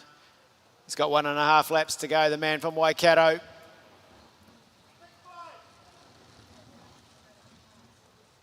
So Glenn Hayden has to sit there. Once he's been caught, you can't go past your opponent. You have to just sit there.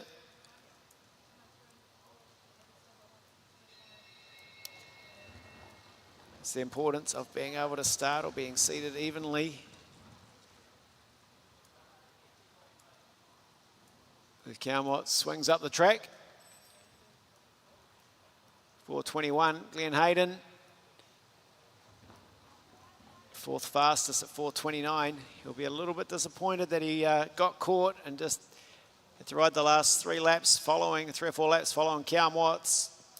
Cam Watts third fastest with 4 riders to come.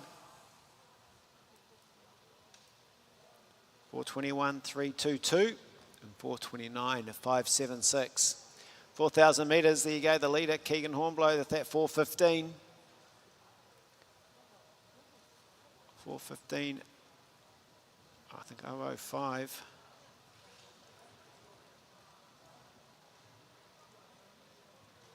Nick Kirkazoo, riding, I think, every event at the championships. We saw him qualifying in the sprints last night. Rode sub 10.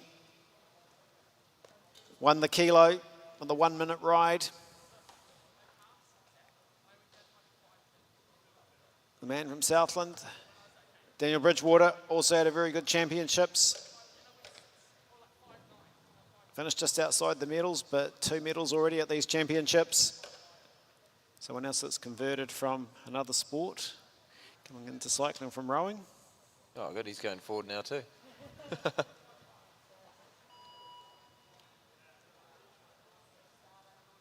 Daniel Bridgewater, he's definitely getting better.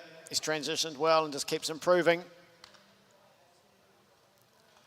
Nick Kirkazoo, well, we know what he can do over 200. We know he can do over 4 laps. He's got 16. So the man that was a part of the New Zealand endurance track team, the Tokyo Olympics, what's he got at these national championships? He's got the big gear. Look at the effort. Shoulders nice and straight. Hips, backs, getting the bike wound up, getting it going. Daniel Bridgewater settles in onto the aero bars.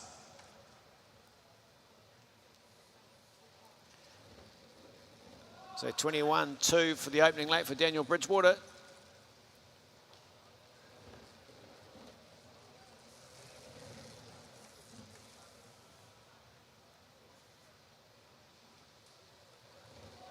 Nick Kirkazoo with the black helmet with the CAS written down the side. Dan Bridgewater, just the all black helmet. Both in the same colours of Waikato. Well, one Southland, of course. Nick Kirkazoo's never Waikato. He lives here, but always in the colours of Southland. Of course, I think Wendy said it was the same colours. Yeah. The Daniel Bridgewater. Nick Kirkazoo, there he goes.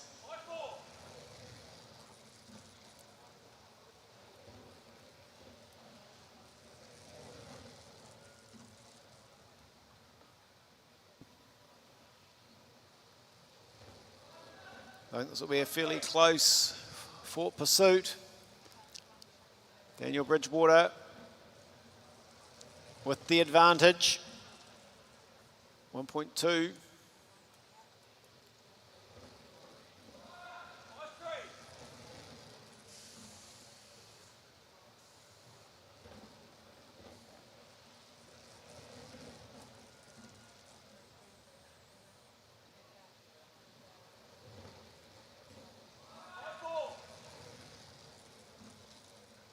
So this is the men's 4,000 metre individual pursuit qualifying. Heat number 5 of 7. Sorry, heat number 6 of 7. Nick Kirkazoo, Daniel Bridgewater. 2 to come. 2 guns, Tom Sexton and Hugo Jones in the final heat. So Nick Kirkazoo now moves up to the top. Just starting to increase the tempo. Daniel Bridgewater.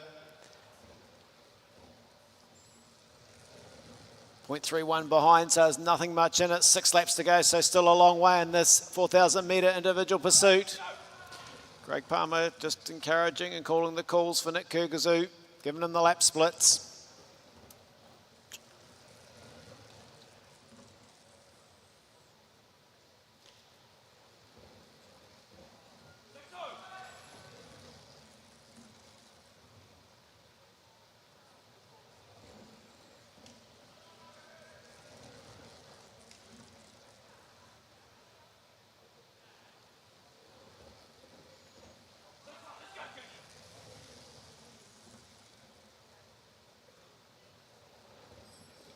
Daniel Bridgewater fighting hard. Nick Kirkazoo's on a good ride. 3 to go.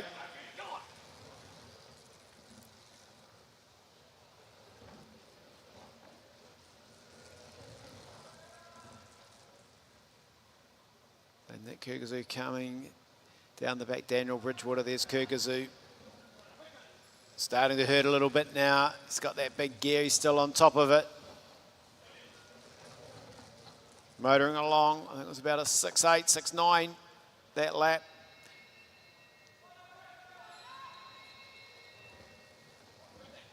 He's got the bell. Nick Kyrgyzstan, what's he going to be able to finish this off in half a lap to go?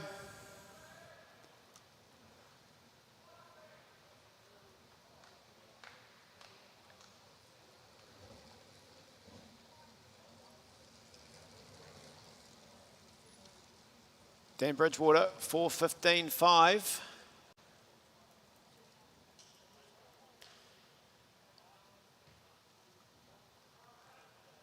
There we go, Daniel Bridgewater, 4:15.539. Kyrgyzstan, 4:21.774. Dan Bridgewater, second fastest out there so far.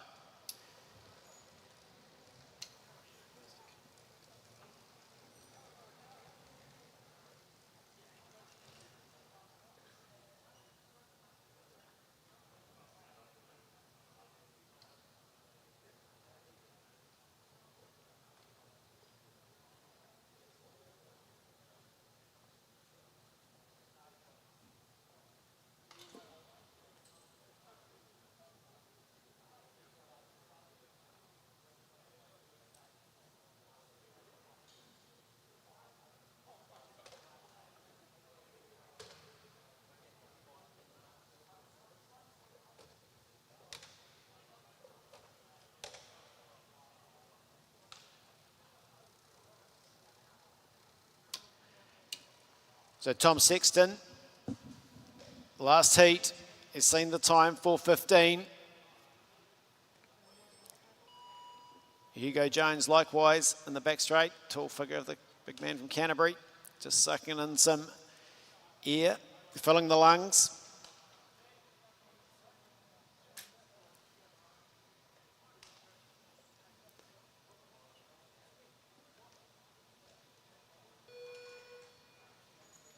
Hugo Jones, Tom Sexton.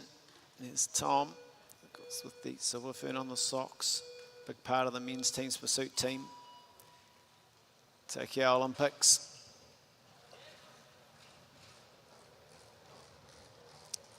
Also medalled at the National Road Race Championships on the day the event got affected by the cyclone.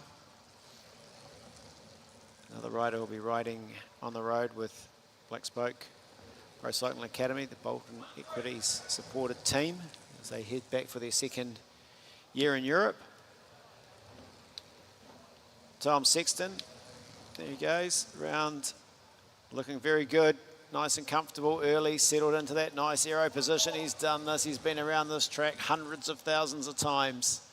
Craig Palmer, looking at his charge, means coach, the endurance team. Well, good even split there. Pretty close, not much between them, so it's going to be a good contest. Going through, Tom Sexton, Hugo Jones.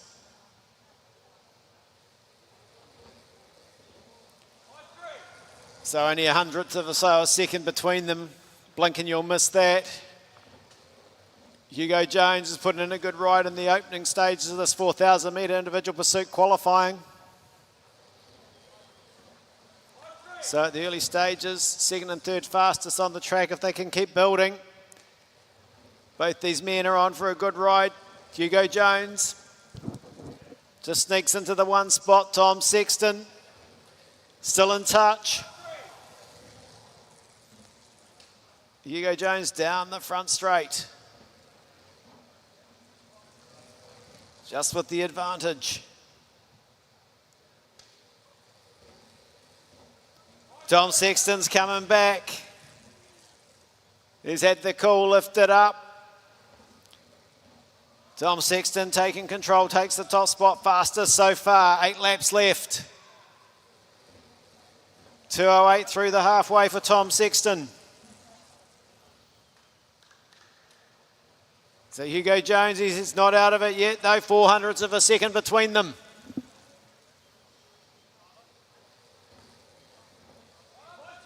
Tom Sexton's got a fight on his hand. Hugo Jones is not lying down. Tom Sexton just trying to turn the screws. 6 to go. He's opened up a bigger lead now. The gap's opened. Starting to charge in this last half. Hugo Jones just got to stay focused. He's went out hard, took the race to Tom Sexton. But look at Tom Sexton. There's Hugo Jones going down the back. Tom Sexton, he's winding it up. He's just getting quicker. He's absolutely flying, Tom Sexton.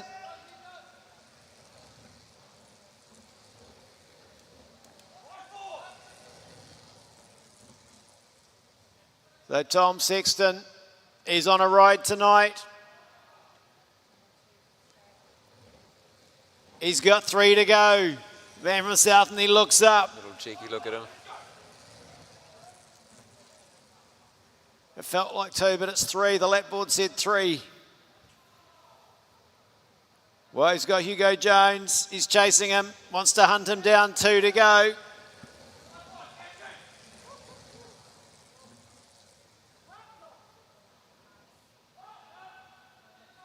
So fastest so far. He's going to get the bell lap. Tom Sexton's going to come in to get the bell. Hugo Jones fought hard in the first 3,000 metres, but the last 1,000, Tom Sexton's taking control, totally throttling the race. He comes up onto the back wheel. Hugo Jones, he's going to swing around. What's he going to stop the clock in? 4:12. 4:12.021.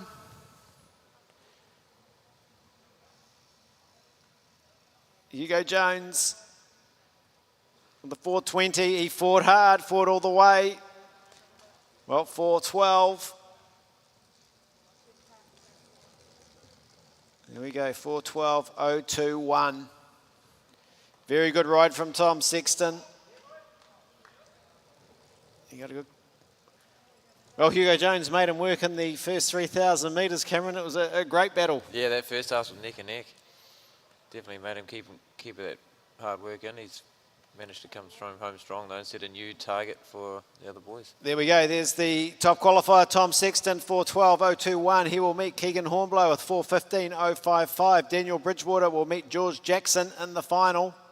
So it's going to be some good close racing in the finals of the men's 4,000 metre individual pursuit.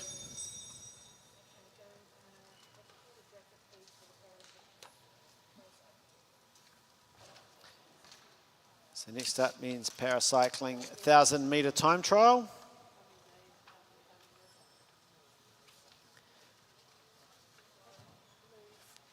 First rider up on the track from Auckland.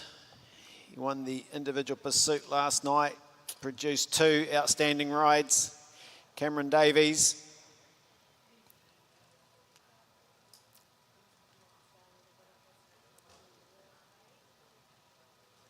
Cameron just gets himself onto the bike.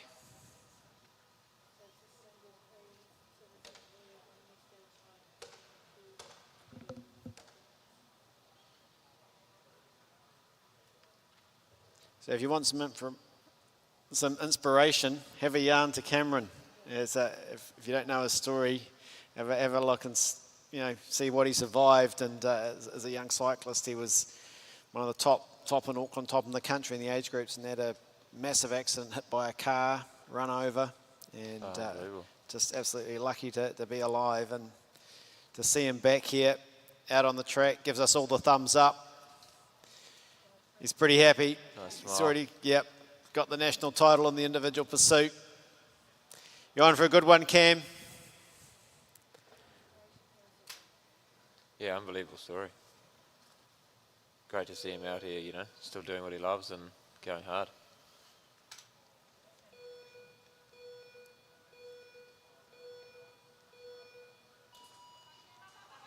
Oh, away nicely. Out of the starting blocks, only 4 laps, so he'll be able to sprint this one. A little bit different to the 4,000 metres. He absolutely loves this cycling.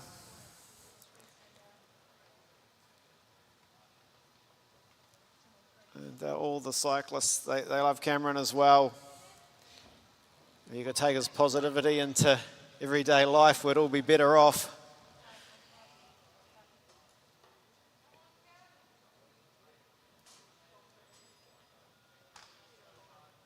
So the kilometre, it hurts a lot, but a little bit like running the 400 hurdles, I'm sure. Be breathing, starting to breathe through the ears now. 2 to go. Feeling those legs fill up with lactic.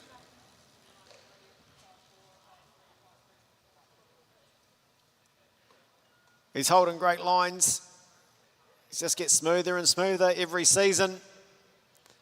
Now he's going to dig. He'll get the bell lap.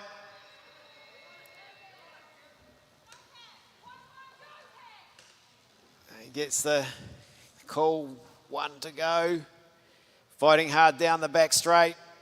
Mouth open, trying to get as much air into those lungs as possible. The legs are burning. Cameron Davies coming round. He's a few metres to go for the kilometre. What's he going to stop the clock in? It's a 1:27.413. He'll look up at the board.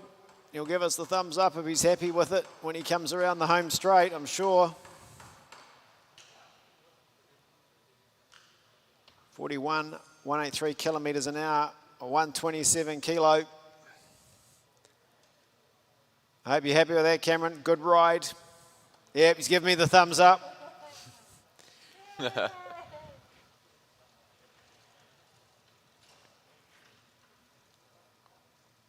if you want to find out how hard it is to ride that fast around here, you'd encourage anyone to come down, join and have a go and line up, because it's not easy, is it? That's quick. No, definitely. It's definitely a real good buzz too, getting out there, and surprisingly steep those corners.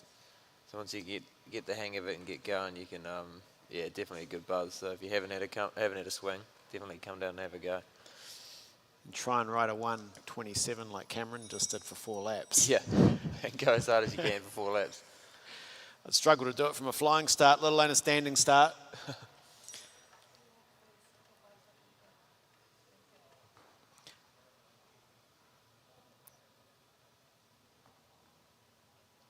So Jan Edwards, Lindsay File, the next 2 riders to go. So Lindsay, just a fraction older, in the back straight. Great competitor. A very good individual pursuit last night.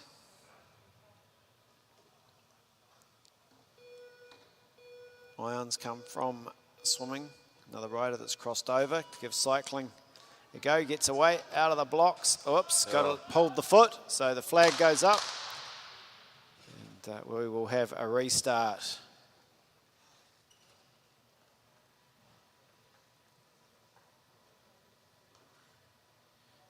So that's why they all use the G race or some race straps on their feet to stop that. There's a lot of pressure, a huge amount of pressure between shoe and pedal. Yeah, definitely, and all you need is a slight little rotation and you compromise that and can easily pull out of it.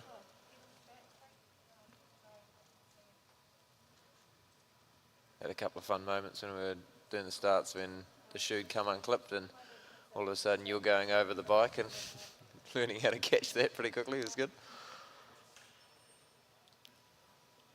Yeah, so how did you find, when you're running and everything's free and you can feel the track and your feet are floating and you come to cycling and you put on these shoes that don't bend and click and you're locked in? The hardest part was not using your arms. Well, using your arms, but not using them to move. It was that hold. So the first few weeks or definitely months of training, I was going home sort of like cradling my arms, trying not to use them outside of training. But yeah, that was the biggest challenge was learning to keep them locked. Obviously, a sprint start, in running, you're very dynamic with the arms. So I was learning to lock that, and then learning to pull with the hip flexor, so that I wasn't sending myself into the glass fence there. You could change the handlebar setup. Maybe you can get one that moves. Yeah, that could be a go. There you go. Be the new style for the next series. Have a support thing for the chest, and you're ripping the arms left and right.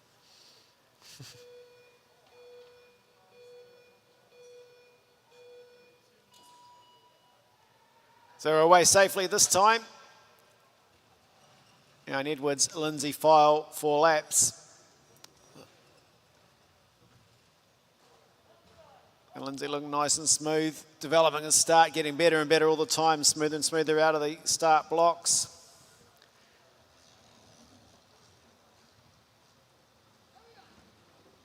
So Ian Edwards, he's absolutely flying, using a little bit of the track just to going up above the red, but he's on top of that gear. He's got it spun right out. So Lindsay's going to have to turn the gas out. Edwards is chasing hard. He's got him in his sights.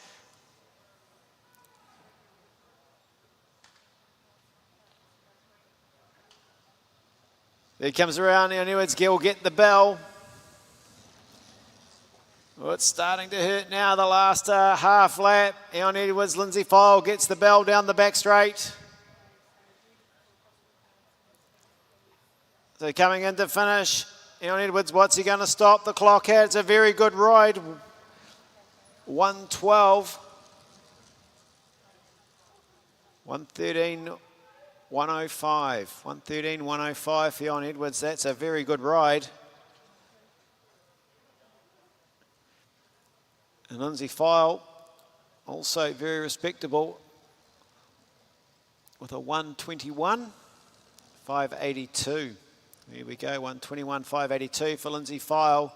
Look at that, Ian Edwards, 49.2 kilometres an hour.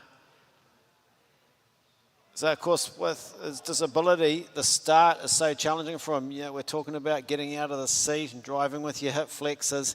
You know, he can't use the arms to get himself out of the seat, and to being able to start like that and get on top of that gear and produce a 40, you know, that high speed ride, a 113 kilo, it's pretty impressive. Oh, it's amazing. Yeah, how they learn to adapt and work, you know, with the bodies, and being able to do that sort of technical movement, but learning to do it in their own way is, yeah. We look through the results from, you know, under 19s down the, you know, if there's down the end of that field, it wouldn't be far off. No, definitely not.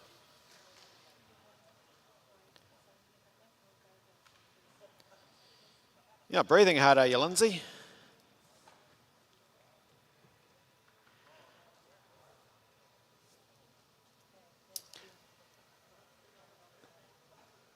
So Ben Westenberg had a great battle last night in the individual pursuit with Devon Briggs. He comes up against Nick Blinko. He was a bit of a specialist over the 1,000 metres.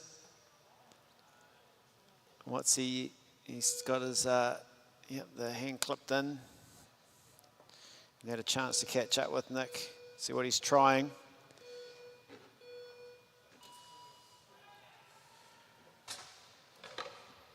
So, no, he hasn't been able to get the hand out, so we will have a false start.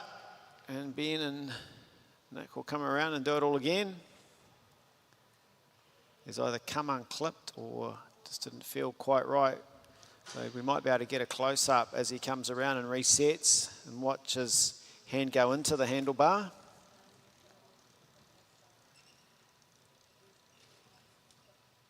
So a lot of challenges for the para cyclists to overcome, and you know, watching them here train, it just blows me away what they can do with, you know, really the speed they go with Nick, you know, just really hanging on with one arm, hanging onto the handlebars.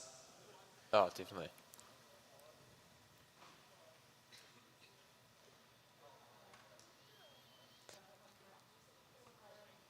So Ben on the other side, he'll be nice and relaxed, go and reset as they've had a bit of a practice.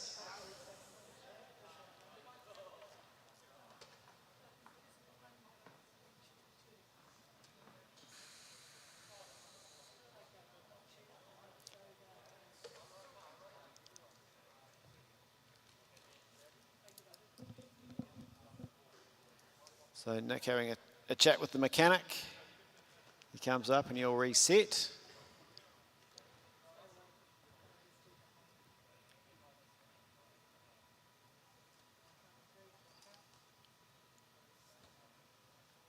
So the bike goes into the starting gates.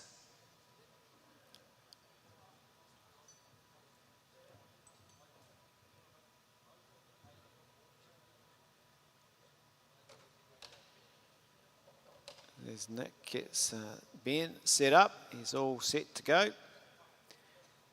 Clipped in.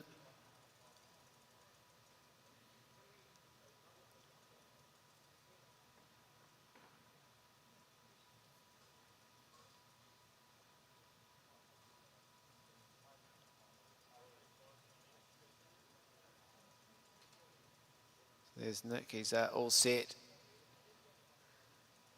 Got onto the base bar. It's a difficult transfer from the base bar to the aero bar. Coming into 10 seconds.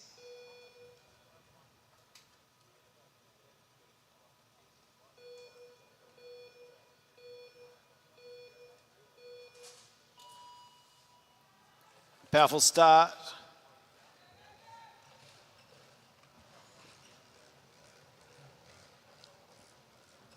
So Ben Westenberg into it quickly, settles in onto the aero bars. Nick Blinko, he's got the bike up to full speed, transfers, oh nicely done. Transfers onto the ski poles and heads down the back straight.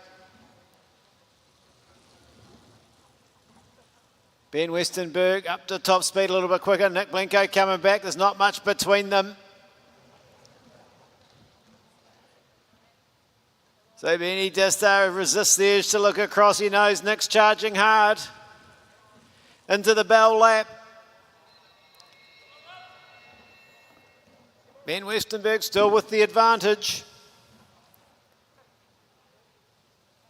Nick Blinko, half a lap to go.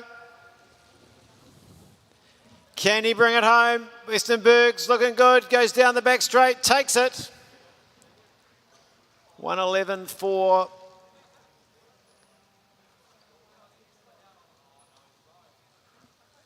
So very good ride, Ben Westenberg. 1:11.4. Here we go, 4:41 versus 9:74. Very close. C1C 5,000 metre time trial. Heat number 4, final heat in the Track National Championships. C1C 5,000 metre time trial. Big thanks to the Cycling New Zealand performance partners, Southern Spars. We've seen their wheels in action tonight. Of course, so many of the riders using CAS helmets. Lacole Cycling Apparel. Vittoria Tyres and Didrit. Of course, equipment that powers our cyclists around the boards. Vital partners. Fantastic to see the Avanti bikes, Southern Spars, wheels developed, designed in New Zealand specifically for 2 Olympic campaigns. See what happens going on towards Paris if they change from the Avanti bikes. Of course, no longer in production.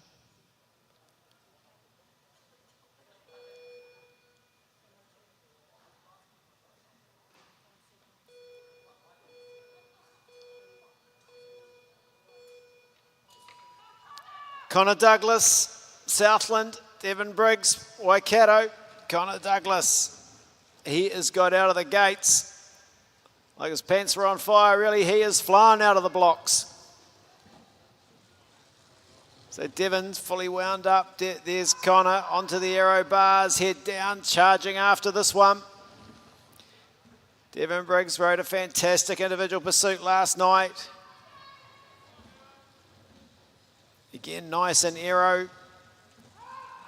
Connor with the advantage. He's absolutely flying.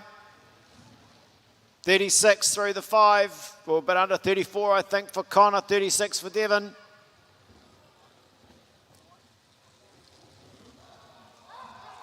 So Connor's starting to wobble the head at the bell. It's starting to hurt now. He went out hard. Can Devon Briggs use that power from his pursuit to bring it home on the last lap?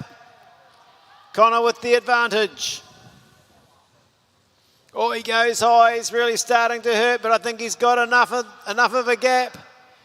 Crosses the line. Very good time. 108.253.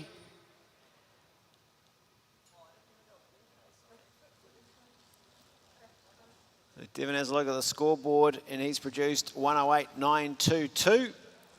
Connor, very fast, very good ride, 108.253. Connor Douglas of Southland.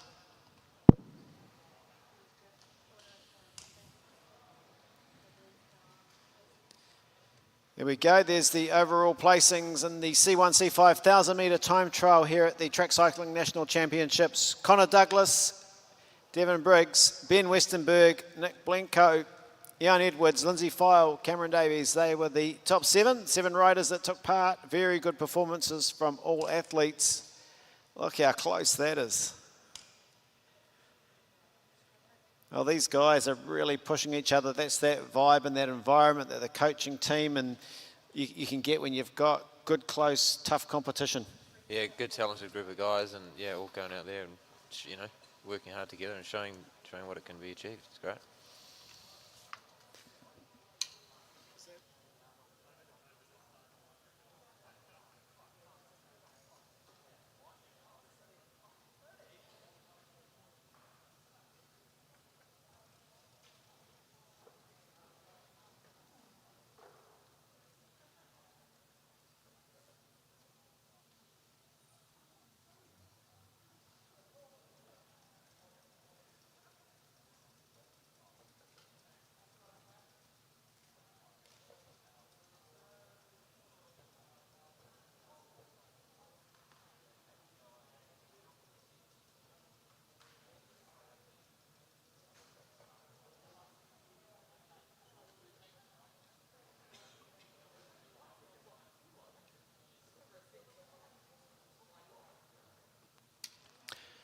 So just coming up next will be the award ceremony for tonight's races. I think it'll be the para athletes, and of course the finals for the individual pursuits will be in tomorrow's program.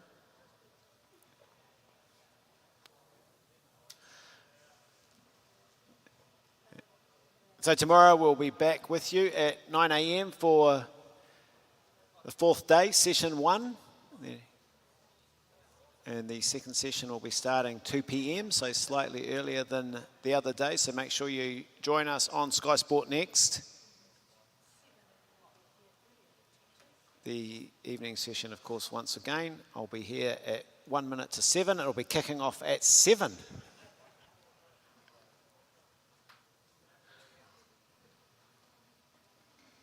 Thanks very much for your company. A big thanks to Cameron French for coming in and spending the evening with us, taking some time out of his program, and it's been fascinating. I'm gonna follow with interest, and when I get the chance, when we're allowed to mix at the velodrome, come down and have a yarn and see how it's going. And we wish you all the very best. A great start, that 18.4 I think it was on the opening night. You know, that's what we were doing at the Olympics for the starting lap. You've got a couple of seconds to take off that to get close to... We don't want the Dutch poaching you, by the way, you know, but if you could knock a second and a half off what you did the other night, we're going to be right in the mix again. Oh, that'd be perfect. Yeah, no, thanks for having me. Bit of a new event with the eyepiece for me, so it was hopefully my advice was, well, expert analysis was someone in there, but no, great to be able to join you and see these guys out here, you know, giving it all, and some great performances. There was some good performances throughout the evening, and see them warm down. How important is the warm up and warm down, and the difference of the warm up for cycling, warm down cycling to athletics? Yeah, the warm up especially is a lot different. I guess you've got the similar things. For me, it's not as much. The body seems to warm up a lot better on the bike without the impact. With the hurdling and stuff like that, I needed to do a lot of fine tuning to get the body right to be able to really go flat out with sprinting over the hurdles with the hip mobility and just getting everything ready. But with like you said, having those straight straight line sort of linear movements and stuff like that. I sort of find that being on the rollers and then but doing those faster sprints and getting the muscles activated and ready to move fast is important. But I find like, oh, there's a bit of a, no, I think he's stretching. Yeah, he's not doing the Dean Lonergan. Maybe a bit of cramp going on. Yeah, Shows the effort these boys have put in. They've given it all. Absolutely. Yeah, David's saying there, come on, what's wrong with you? Oh, he's given it everything. There's nothing left. The legs are sore. Walk it off, mate. Walk it off. So sprinting plays such a big part in cycling, whether you're on the road or the track, bunch racing. If you're a young, up-and-coming cyclist, what would be your advice of a program or what they should do off the bike to develop that explosiveness? Yeah, I guess depending on your age as well, you don't want to start too early with the gym work and stuff like that. But making yourself go fast is the best way to train that sort of explosive and that leg speed and stuff like that. So doing those sprint efforts where you're really tapping out, trying to get that leg speed going, getting that cadence going on the rollers, or if you're going downhill or just along the flat, really trying to hold those higher cadences for leg speed, and getting that explosive power and that strength in the legs. But it's not just squatting 200 kg strength. You've got to be able to move that weight quickly. So you might not necessarily be lifting a lot of weight, but if you can lift weight fast, you're promoting that rapid activation of the muscles. And even, like I said, on the bike, even if it's just you're going at a cruising speed, and that quick switch of, really hitting the gas and those kind of efforts and stuff like that. So you're basically trying to teach your muscles so that when you go on, you're recruiting more muscle fibers, rather than where the enduro guys are more, they're in a state where they don't want to be recruiting too much. They want to be recruiting efficiently. So they're doing just enough effort to keep that watts where they need them to be. Where if you're a sprinter, you need to be like, when you turn the on switch, you need every single fiber absolutely blasting. So it's just doing stuff to promote that. Plyometric stuff is quite good as well. So you're doing, that jumping and reaction sort of based stuff as well. It all just promotes that sort of that fast pathways to get the body moving quickly. Fascinating. Yeah, it's if you watched the Drive to Survive series and what the Formula One drivers are going through for a reaction. I was watching Daniel Ricciardo and they were throwing like balls at him and he wasn't even moving his ear to his eyes and he was just catching them just for that reaction time. And you can, so it's like, wow, that's what they do to react driving. What can we do, without being in the car? What can we do off the bike? How do we get that explosiveness without, having a whole lot of gym equipment? And you talk about what you can do yourself to move quickly and make yourself move. And I think there's an area of that could be coached to young athletes on how they can develop those skills, but just by having fun in their backyard, jumping around and doing things. Yeah, exactly.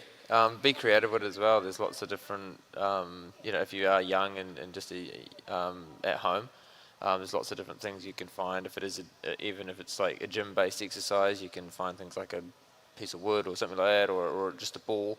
And like you said, in rotational sort of movements or jumping up onto a box. But yeah, I think the main thing for sprinting, the more you have to be pushing yourself to run or move faster to promote that speed growth. Yeah. Wow, fantastic. Thanks very much, Cameron, for your insights tonight. We're just about set for the presentations for the Para Cycling C1, C5 1,000-metre time trial. Ladies and gentlemen, the award ceremony for the 2022 Track National Championship C1 to C5 individual time trial will now take place. The medals will be presented by Erin Criglington, Cycling New Zealand Road and Track President. In third place, and the winner of the bronze medal, representing Auckland, Nick Blinko.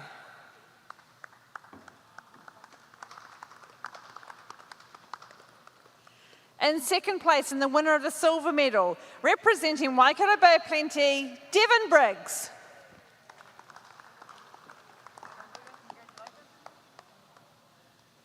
In first place, and the winner of the gold medal, and the recipient of a national jersey, your 2022 C1 to C5 individual time trial male national champion, representing Southland, Connor Douglas.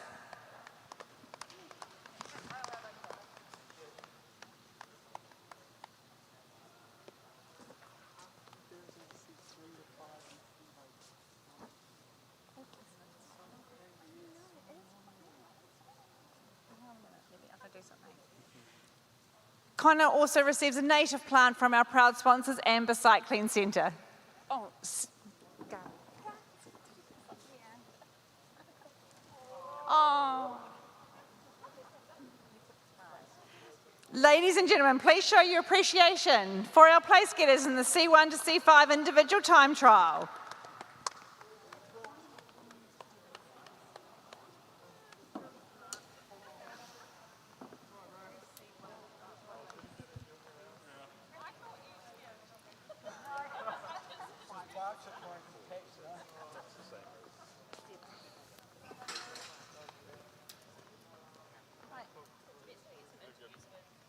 So we're going to be heading down to some interviews with some of the para athletes soon, but you know, over the course of an event like this where you have to start at lunchtime, first thing in the morning, well, these guys are racing tonight 7 p.m. Like it's sort of dinner time. When do you eat? If your racing starts at 7, when would you eat? What would you eat? Yeah, it varies on athlete to athlete as well. But probably I try and eat sort of maybe 4 hours before I race. Give it a chance to process, get what I've eaten in the system and stuff like that as well. Most of the time going into a race, you've got, you know, the nerves and you're really hyped and stuff like that. So I'll usually have like a coffee or something, some caffeine or something to batter just before warm-up. And so that sort of dulls the appetite if you are hungry and with the nerves on top of that. So you generally, well, some people might like to snack earlier, closer to the race. I generally find that sort of once I've eaten that sort of dinner, if it is at 7 o'clock, that dinner period is sort of, or have a late lunch. Right. But yeah, as long as during the day have a good breakfast as well. And then it's just, for me, it's just hydrating. There's a big part, is making sure I'm like overhydrating throughout the day with electrolytes and water. That's probably my biggest thing that I sort of focus on, I guess, during the day. Food and such, I'm not too stressed. But yeah, making sure I'm fueled enough so when I get to race, I'm ready to go there. Whenever you're ready. Right, we are catching up with Nick Blinko. A bronze medal, Nick, another national podium, although you may be a little bit disappointed with some equipment malfunction. Yeah, no, it's also awesome to be back racing and get a bronze medal. Yeah, we've been trialling a new bit of equipment, having an electric brace release, and it was kind of failing me yesterday and today, so a little bit disappointed, but hey, it's, that's what Track Nationals is for, to try out these things.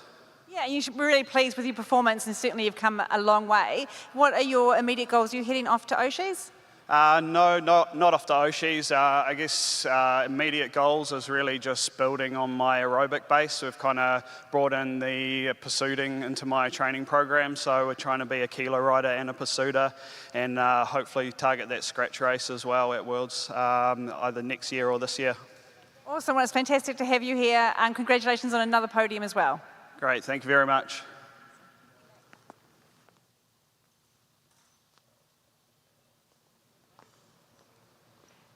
And we're going to catch up quickly with Devon. Another fantastic ride. Devon, always fantastic to see you here on your home track as well. That was really close. It was with Connor, and you guys pushed each other right to the last couple of seconds. Talk us through that. It's always an amazing experience when you get to race off against each other on the track and just go out there and give it your all. It came down to 0.7 of a second between me and Connor, and he's currently puking in a bin, so we definitely pushed each other to our limits. What is so fantastic is that we've got 3 and we've actually got 4 or 5 of you who are actually pushing for a podium. That's just fantastic to see at this level of racing in the para categories. Yeah, it's super amazing. Like in the past, we haven't had the numbers to be able to run a serious event and actually push each other. So to have everyone here at once and just hype the atmosphere up and give it a go is really amazing. Well, we love having you guys here, and congratulations again. Thank you very much.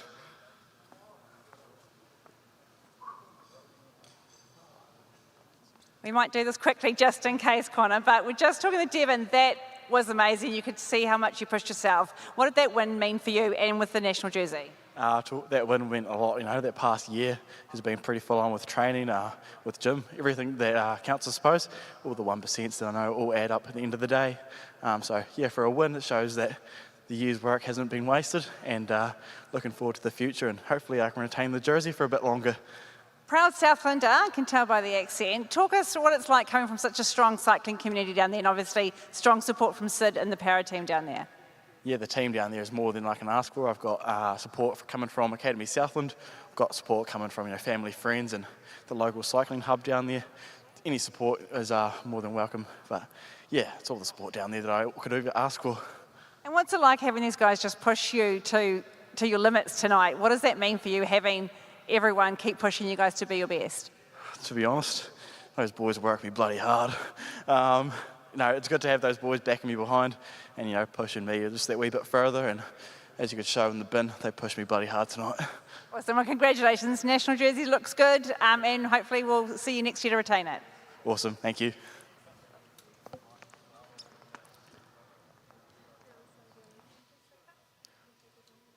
Well, thanks very much for joining us on Sky Sport Next for the coverage of the Track National Championships here at the Cambridge Velodrome. Big thank you to Cameron French, who's joined us in the commentary tonight. Fantastic insight to his journey from a 400-metre hurdler into sprint cycling.